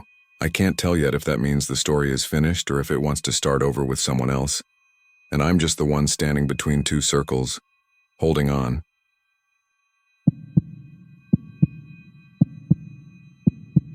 I'm not writing this to convince anyone. I'm writing because the thing I saw is starting to show up in small, ordinary ways, reflections, windows, the face of a wristwatch, and if I don't put it somewhere, I'm going to start talking to it when the light hits my kitchen at dawn. I live in Portland, Oregon. I'm not new here. I know how the mornings smell like wet cedar and coffee grounds. I know the low whine of buses waking up, the hiss of early rain on asphalt that never quite dries. I'm not the kind of person who jumps at creeks. I work with creeks. I used to run ground-penetrating radar surveys for environmental projects, mostly to help contractors avoid hitting old pipes or tree roots. The machine turns soil into scan lines and shadows, and most of the time it's boring. Just the buried junk that a city accumulates over 150 years. 2 months ago, my friend Mara from the Bureau of Environmental Services called me in to help on a simple scan in Southeast. The city was considering converting a vacant lot on SE 26th near Clinton, an old church parcel with a leaning fence and a patch of stubborn blackberry, into a community garden. Neighbors wanted raised beds. Parks wanted to know if there were old foundations under the soil. Half the neighborhood showed up to ask about the compost. The usual. I brought my rig, an orange sled you pull across the grass, and we gridded the place in tape while a guy from Parks handed out hot chocolate from a thermos that smelled like peppermint schnapps. It drizzled. It's always drizzling in these stories, but I swear it was the light kind, a film of air that turned our hair into dark strings. I walked slowly, listening to the tires on 26th and the distant Max bells from the orange line. The radar screen showed the expected. A few pipes, a brick line, a long discontinuity that looked like an old trench, and then there was a shape too tall for a pipe and too narrow for a foundation, a clean vertical echo that swam straight down toward bedrock and thinned out like a wire. I pulled the sled over it again to be sure. The signal stayed thin and upright. On the screen, the anomaly had the crisp shoulders of carpentry and the faint suggestion of a narrow rectangle. My first thought was an old utility vault. My second thought was, this is the wrong orientation. Did you see that? I asked. Mara squinted at the screen. She has neat hair, and the kind of patience that gets you through public meetings. Vertical, she said. Could be rebar. Not that deep, I said. The radar estimated 8 feet. The reflections were too smooth to be stray junk. I think you've got a coffin. We both laughed the way people laugh when their bodies decide they're joking. The lot had been a church. There were stories in the neighborhood about a graveyard behind it in the 1890s, and how it got moved when the city widened the street. But everyone in Portland claims a graveyard under their house. It's part of the mythology, along with strip clubs and ethically sourced coffee. Mara called her boss. The boss called a city archaeologist, a woman named Harrow, who spoke in careful sentences and used the word interment. They decided to shut down the work until they could verify. They put up tape. Neighbors took pictures through the chain link like the lot had become a parade. A guy with a skateboard said, "Dude, like poltergeists," then apologized when he saw my face. The rain slid away and the afternoon light went flat and stainless steel. When they asked me to mark the spot with spray paint, the can spit a bright X that looked like graffiti and made my stomach dip. We came back at dawn the next day, because archaeologists like dawn the way fishermen like it. The light is low, the shadow's honest. The city sent 2 workers with shovels, and a cop stood with his hands in his pockets and tried to look like he had jurisdiction over the dead. The archaeologist had a small table with brushes and bags and a clipboard that already had a neat grid drawn on it. I remember the smell most: loam and mold and the tang of blackberry cane where some volunteer had hacked a path with a machete. I brought my sled again, just to be sure the mark hadn't drifted. The echo waited under the damp grass in the same place, as polite as a fence post. Some details don't fit with what came after. There was a sign. This is where I started to understand we were out of the zone where paperwork could help us. It was leaning against the inside of the chain link. A rusted metal rectangle about the size of a breadboard, crimped at the corners like a cheap license plate. None of us had seen it yesterday. And yet it was old. Old in the way iron remembers. The white paint had been scoured into a dull bone color. In the middle, stamped letters spelled out, "He asked to see the sunrise forever." Someone had driven a nail through the top like it had once been posted on a stick. The nail had the squared shaft of the 19th century. When I touched it, a flake the color of dried blood fell away and revealed a ghost of original white so bright I flinched. Mara said, "Where'd that come from?" And the cop shrugged the way cops shrug when there's no policy for the uncanny. They started to dig with shovels. Gentle, the way you touch a sleeping dog. The archaeologist drew boxes on the clipboard and called out soil colors. 10YR32, very dark grayish-brown, which was comforting in a bureaucratic way. At 3 feet, they found a scatter of old nails and a button. At 5, a cobble that didn't belong. At 7, the shovel struck wood with a hollow flick like knocking on a narrow door. The archaeologist stopped everyone and switched to a trowel. The cop climbed into the pit, then climbed out again, embarrassed by the mud on his shoes. The neighbors who had come early to see their garden stood quiet and respectful, as if the lot had become a church again just by admitting what it had forgotten. The coffin was narrow, old, and turned the wrong way. The archaeologist said, "Victorian," and brushed off the lid with the timid courage of a person who believes in the world as a set of procedures. There was glass inset into a little window along the upper third of the lid, a thing I'd seen in books, viewing panes for the grieving. The glass was cracked in a starburst, the center clouded with something that might have been moisture once. When they exposed enough to work, the archaeologist looked at the cop and the cop nodded like he was authorizing the weather to continue. They popped the latches with a whispered metallic cough, and the lid lifted just enough to sigh. I had to stand on a dirt step to see in. This part is simple to describe and harder to sit with. A man was inside, standing upright, held in place by the box and the soil. He was a hard brown shadow wrapped in a suit that had gone slick and colorless, the threads of it like pressed cobweb. His mouth was open and filled with soil and old silver coins, the big ones with worn faces and Latin around the edges. His eyes were not there. I don't mean they had rotted. They were simply not. The orbits were soft caves. The glass of the viewing pane had been set right over what should have been his face. So if anyone had looked down into the hole back then, this is what they would have seen.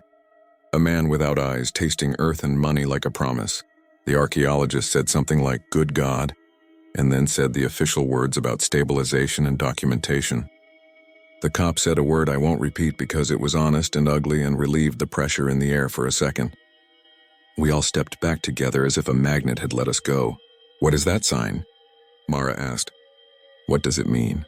"Sometimes," the archaeologist said, "people were buried facing east. Resurrection, sunrise, that kind of thing." Her voice was clinical but soft. Standing burials were rare. Very rare but not unheard of. They were usually a statement. She glanced at the sign leaning against the fence. "He asked to see the sunrise forever," she read. Someone took him seriously. We covered the coffin with a tarp while Harrow called for a truck. The lot suddenly felt like a stage after the curtain had dropped. We were all performers waiting for instructions. The neighbors drifted away, whispering to each other with that Portland kindness that slips around the morbid like a coat around ice. A man walking his dog stopped, asked what was going on, nodded gravely when he heard historical burial, and said, "Huh," in a way that meant he'd tell the story later over brunch. There was even a jogger who paused long enough to say, "That's wild," and then kept going, as if the sunrise itself had told him to. I went home damp and tired and a little embarrassed by how long I stood in the shower. My apartment faces east toward Mount Tabor. The hill is a soft silhouette in the morning. If you live here, you know the thing the light does when it slides through the maple leaves and floats in the room, like dust in a deep aquarium. That morning, the light came thin through the blinds and made a bright coin-sized shape on my kitchen table. Maybe the word coin is cheating, since I'd just seen a mouthful of them, but it looked exactly like a coin, bright and round and moving in slow increments over the wood as the sun rose. It stopped by my coffee mug and made the black inside look like a small well. I closed the blinds and told myself it was just the season shifting. That was day 1 of the light. Day 2, the city moved the coffin to a storage bay at a Parks and Rec maintenance yard in Selwood. I know because Mara texted me a photo. The same tarp, the same uneasy angles, orange straps biting into wood that had already learned the shape of the dead. She added, "They'll document and rebury him with a marker." Doing it right, I liked that. Doing it right is our religion here. But then she wrote, "Weird thing. The morning it left the lot, the neighbors said they saw a flash through the tarp, like sunlight was getting in somehow." She added a shrug emoji, then another message. "Dawn is doing tricks." That evening, we went for beers at a place on Division where they keep the lights warm and low. We talked about the guy in the ground like he was someone who'd left a party abruptly and might return at any second. We tried on theories. The sign was a prank someone planted. The viewing glass had distorted our impression. The coins were a tradition. After a second beer, we stopped kidding ourselves. The truth was, it was a man in a box, standing upright to meet the sun with his mouth full of a currency that sunlight knows how to talk to. "Did you see his face?" Mara asked. "No," I said. That was the point. My other friend Ethan joined us. He's a contractor with the usual collection of hard-earned body aches and a gentle way with stray cats. He wasn't there at the dig, but he's worked on enough old houses to know the language of old wood. He listened, didn't laugh, and said he'd seen stranger things in crawl spaces than most people ever do in books. When they turned the lid, he said, "Call me. I want to see it again, indoors, with proper lights. If it's a trick, it'll be obvious when you control the room." He said it kindly, like we needed him to play the skeptic so we didn't have to. We got permission to visit the storage bay before the reburial. The yard is one of those places you don't think about unless you work for the city. A row of corrugated bays, a forklift sleeping like a dinosaur in the corner. Stacks of bagged bark dust, the air full of oil, pine, and old rain. The bay they'd used had a chain on the hasp and a smell I recognized before I knew what I was smelling. Long, wet wood that has touched earth for too long. Inside, the coffin was unstrapped and set on horses. The tarp was folded like someone had tried and failed to do it respectfully. The archaeologist and a new guy from the Historical Society were there with clipboards. They had set a work light to the side, which made the room's other shadows pay attention. They opened the lid again. People always say carefully, but there was an eagerness to it this time, the same way you open a door you've already peeked behind and still expect to be surprised. He was the same. The suit had dried into a hard drape. The skin had the deep tobacco color of things that used to be alive. The coin still filled his mouth.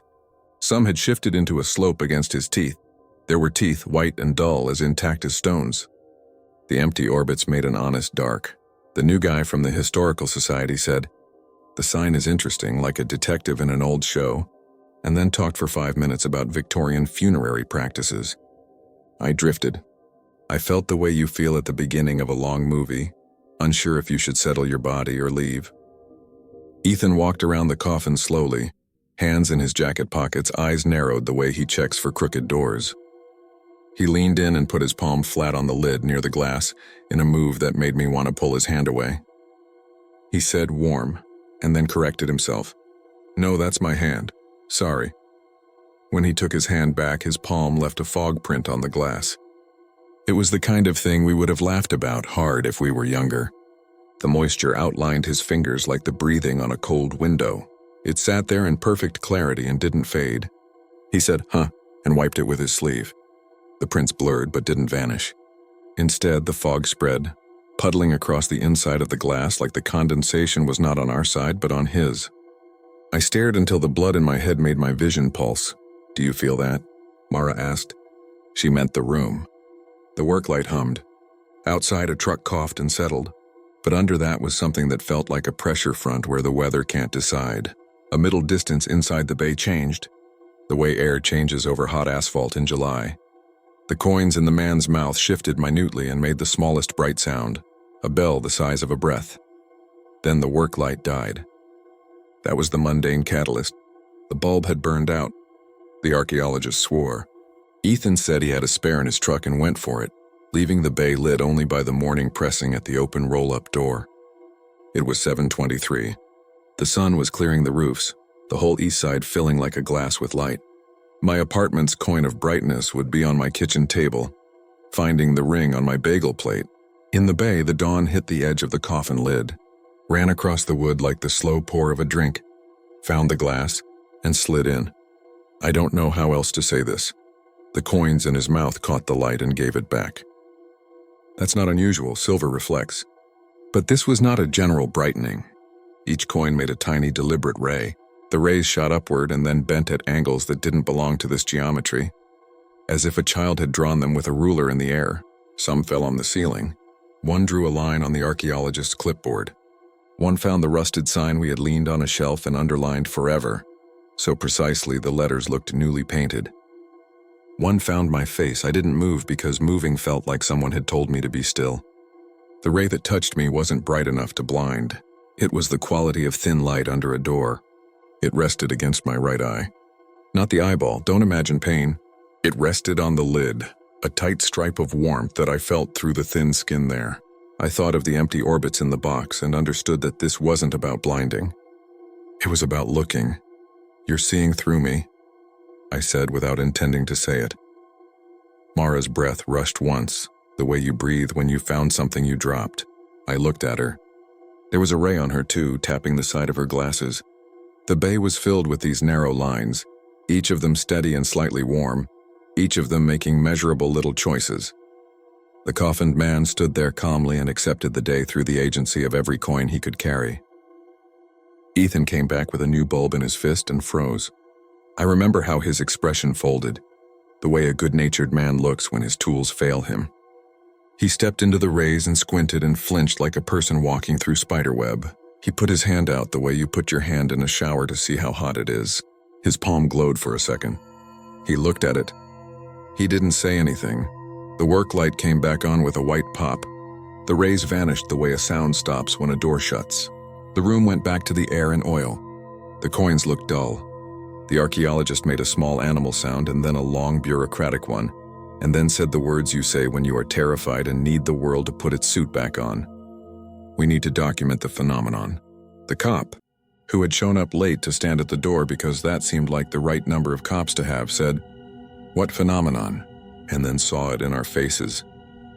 We went outside together without talking.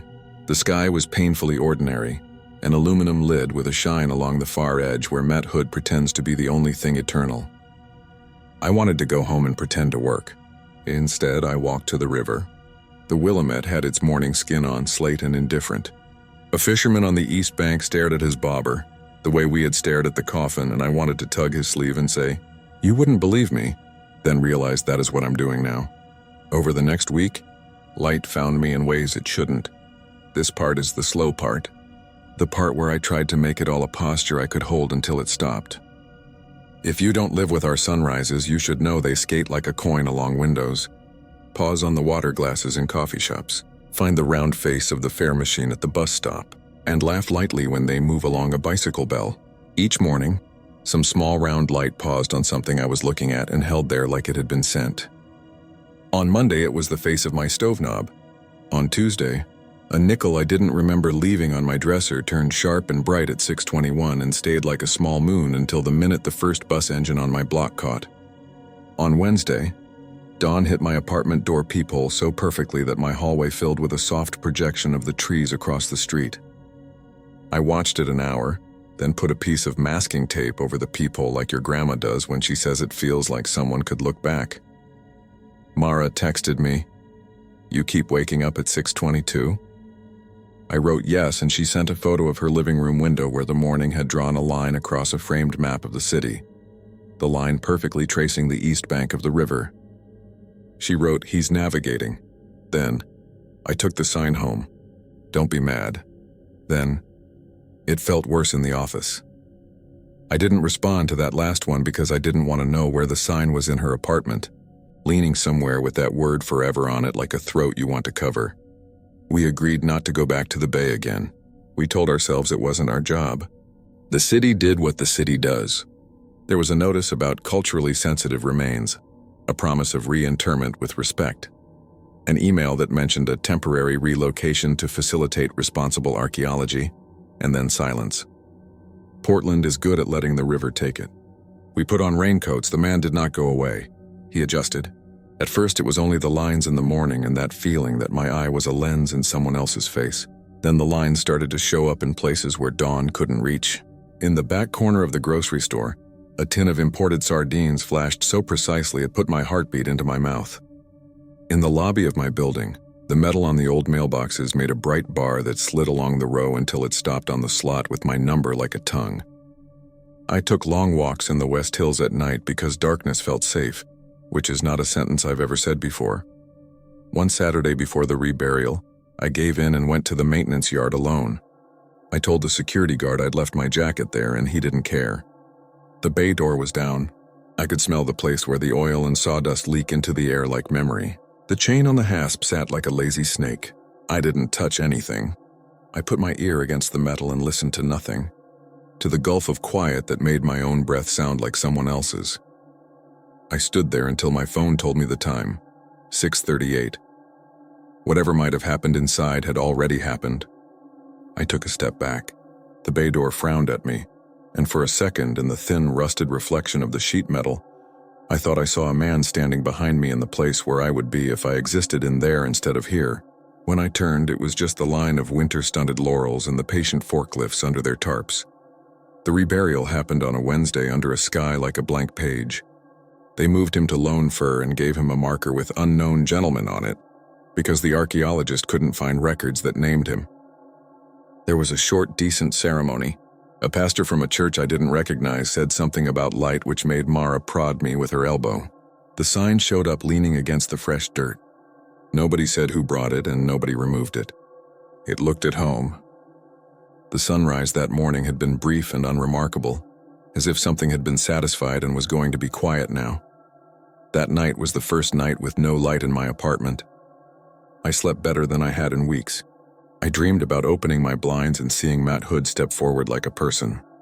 In the dream, it had coins for teeth, which would have been funny if that weren't exactly the kind of lazy symbolism the brain uses when it's out of its depth. A week passed with ordinary mornings. The lines went away. The peephole was just a peephole again. The coin on my dresser dulled.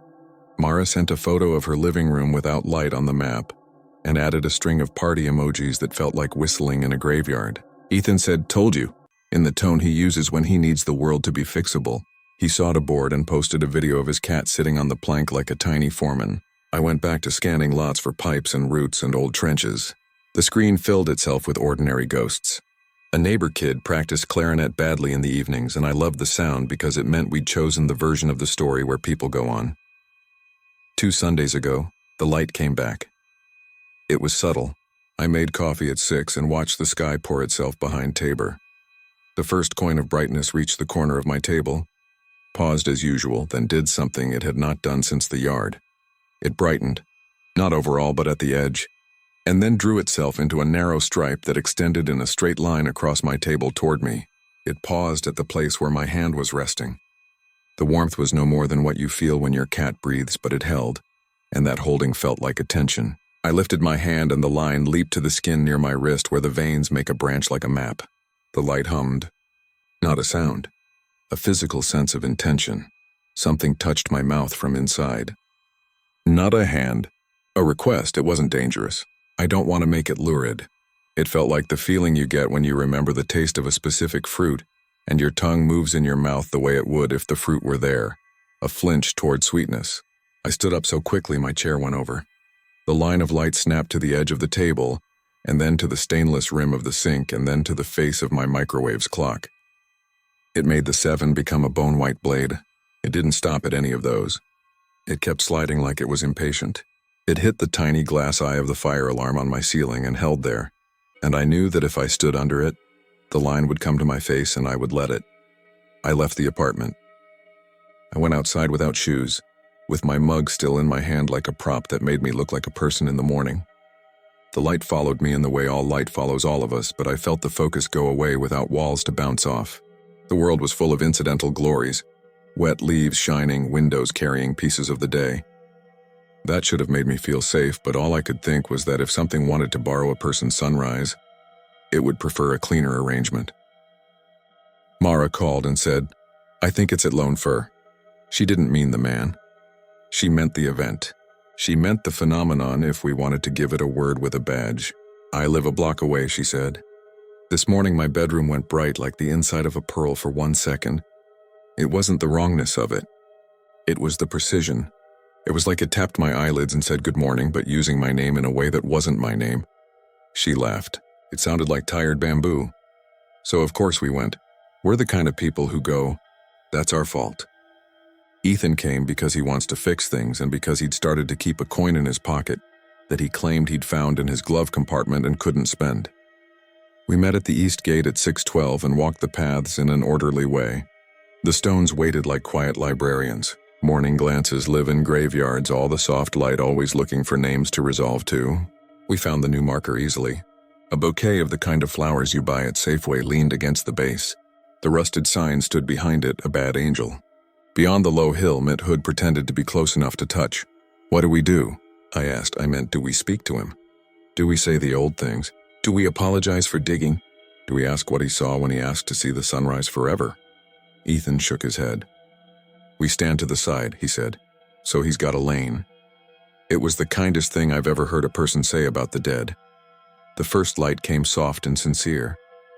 It touched the stone like it touches all stones and made the dew glitter like it was auditioning for a commercial. The stronger light came a minute later, a concentration. It did not come from the east like it should have. It came from low, at our level, racing along the narrow rim of a granite border like a train on a toy track and shooting up the vertical face of the new marker. It stood on the letters. "Unknown gentleman." The space after gentleman hung open like a mouth a person might use for a word you can't write. Then the light compressed into a tight column. It slid up the stone and off the top in a clean line toward the east, as if it had been extruded and shaped by the letters. It struck the rusted sign and made forever briefly white as fresh paint. Then it hit the glass of my phone. I had my phone out because I had promised myself I wouldn't be the person who only has a story. The light hit the black surface and made it a mirror, and in the mirror I saw something that still makes my teeth ache when the day begins. The coffin lid was there, the glass window fogged, the coins bright. The face behind the glass was not the man's. It was mine, but with the eyes gone and the mouth open and filled with coins. The coins were not old. They were all the coins I have kept in bowls by my door. Bike lock quarters, laundry money, bus fare. They tumbled and settled as if something inside me had been swallowing change for years and had finally found a way to show me. I dropped the phone. The image went away. The light moved. It found Mara's glasses and made them lenses without eyes. It found the coin in Ethan's pocket and drew a beam up his sleeve like a fuse. He yelped and shook his arm, and the coin fell into the grass without a sound. The beam found it, and the coin glowed and then went dull. The line shot east, clean and indifferent, and for an impossible second it seemed to keep going, threading itself through the trees, over the roofs, across the Lads Edition diagonals, over the river, into the far neighborhood where my apartment sits with its compliant windows. I could swear it turned just slightly to catch the corner of my kitchen table, and then it ended. Dawn was dawn again. The birds made their small idiot songs. Someone nearby said, "Is that a pop-up market?" The way people do when they're trying to decide if they can be late to work for a croissant.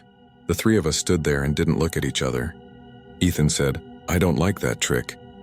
Mara wiped at her eyes and discovered her glasses weren't on, and then laughed when she realized they were. I picked up my phone and the screen had a hairline scratch in exactly the place where the image had been most bright. We could have told someone. We could have called the archaeologist who would have said careful, careful and written it down. We could have asked the city to take the sign. We could have asked a priest to say the words. We did none of those things. We walked to a diner on Belmont where the eggs are always a little too soft, and the waitress calls everyone Han without irony, and we ate like we had been up all night. And we pretended the way people who live near rivers pretend every spring that the water has learned its lesson and will stay small. Since that morning, a new rule has entered the way I live. I don't stand directly in front of mirrors when the light is early. I put my phone face down at night. I zip my hoodie pockets closed because I'm tired of finding coins I don't remember accepting. I taped heavy paper over the peephole. I stopped putting water glasses near the edge of my kitchen table where the round of a shadow could turn literal. When I walk on SE 26th near the old church lot, I walk on the west side of the street so the east-facing windows don't have me in them twice. None of this is dramatic. This is not the part of the story where the house scratches itself or the trees spell my name. This is the part where I become a person who remembers where east is even when the blinds are closed. This is the part where I wake up 5 minutes before dawn without setting an alarm. It's the part where I get out of bed and go stand in the hallway where the light doesn't reach and listen to my apartment fill with a quality the day only has once. And I stand there with my eyes open and think about the man who asked to see the sunrise forever and got exactly what he asked for. Sometimes I hear a small sound in the kitchen then, like a coin landing softly on wood. Not a clang, a placed sound. I tell myself it's the heater making the old pipes talk. I go eventually and I pick up whatever coin is on the table and put it in the bowl by my door and tell myself that bowls are where coins belong. 3 days ago, the coin I picked up was not American. It was too big, too thin, and had a worn face I couldn't name and letters around the edge that had been polished flat by time and spit. I put it back in the bowl, then took it out, then put it in my pocket. Right now it's on the sill, dull, ordinary, catching nothing. But when I walk by, I can feel the way it attends to me. If you're reading this from Portland, I want you to do me a favor tomorrow morning. Before the alarm goes off, go to your window. Face east. You'll know it by the shape Matt Hood makes against the sky even when the mountain is hidden. Watch the way the light sneaks along the lip of your ceramic mug, or touches the chrome on your toaster, or plays a coin-sized round on your floorboards. If a thin line draws itself toward you, don't be afraid. Don't lean in either. Just stand a little to the side the way Ethan told us to. Leave a lane. The dead are patient with us when we are patient with them, mostly. The last thing, I can't prove any of this and I don't expect anyone to show up at my door with a clipboard and a gentle tone. But this morning, when I went to recycle a stack of flyers, the rusted nail in the old sign I shouldn't have but do have leaned near my umbrella had worked itself loose and fallen onto the floor. My apartment is very still. Nails don't jump. The sign made a tiny creak like a wooden mouth trying a word for the first time. The message on it did not change. It's the same single sentence stamped when someone still believed that metal could enforce what we ask for. He asked to see the sunrise forever. I'm going to bed early tonight. I've pulled my curtains and taped the sides so the light won't find stupid ways in. I've put a bowl over the coin. It's childish, covering a small problem with a small bowl. I'm not going to look at dawn. I'm going to sit in the hallway again and count the seconds until I feel the warm line press. Not hard, just there through the lid of my right eye. And I'm going to count a while longer after it leaves because that's how you measure if it was real. If it finds you too, wherever you are, and you feel the polite weight of attention through your eyelid for one heartbeat longer than you should, you'll understand why I'm writing this and why I'm not moving the sign, and why I still stand a little to the side.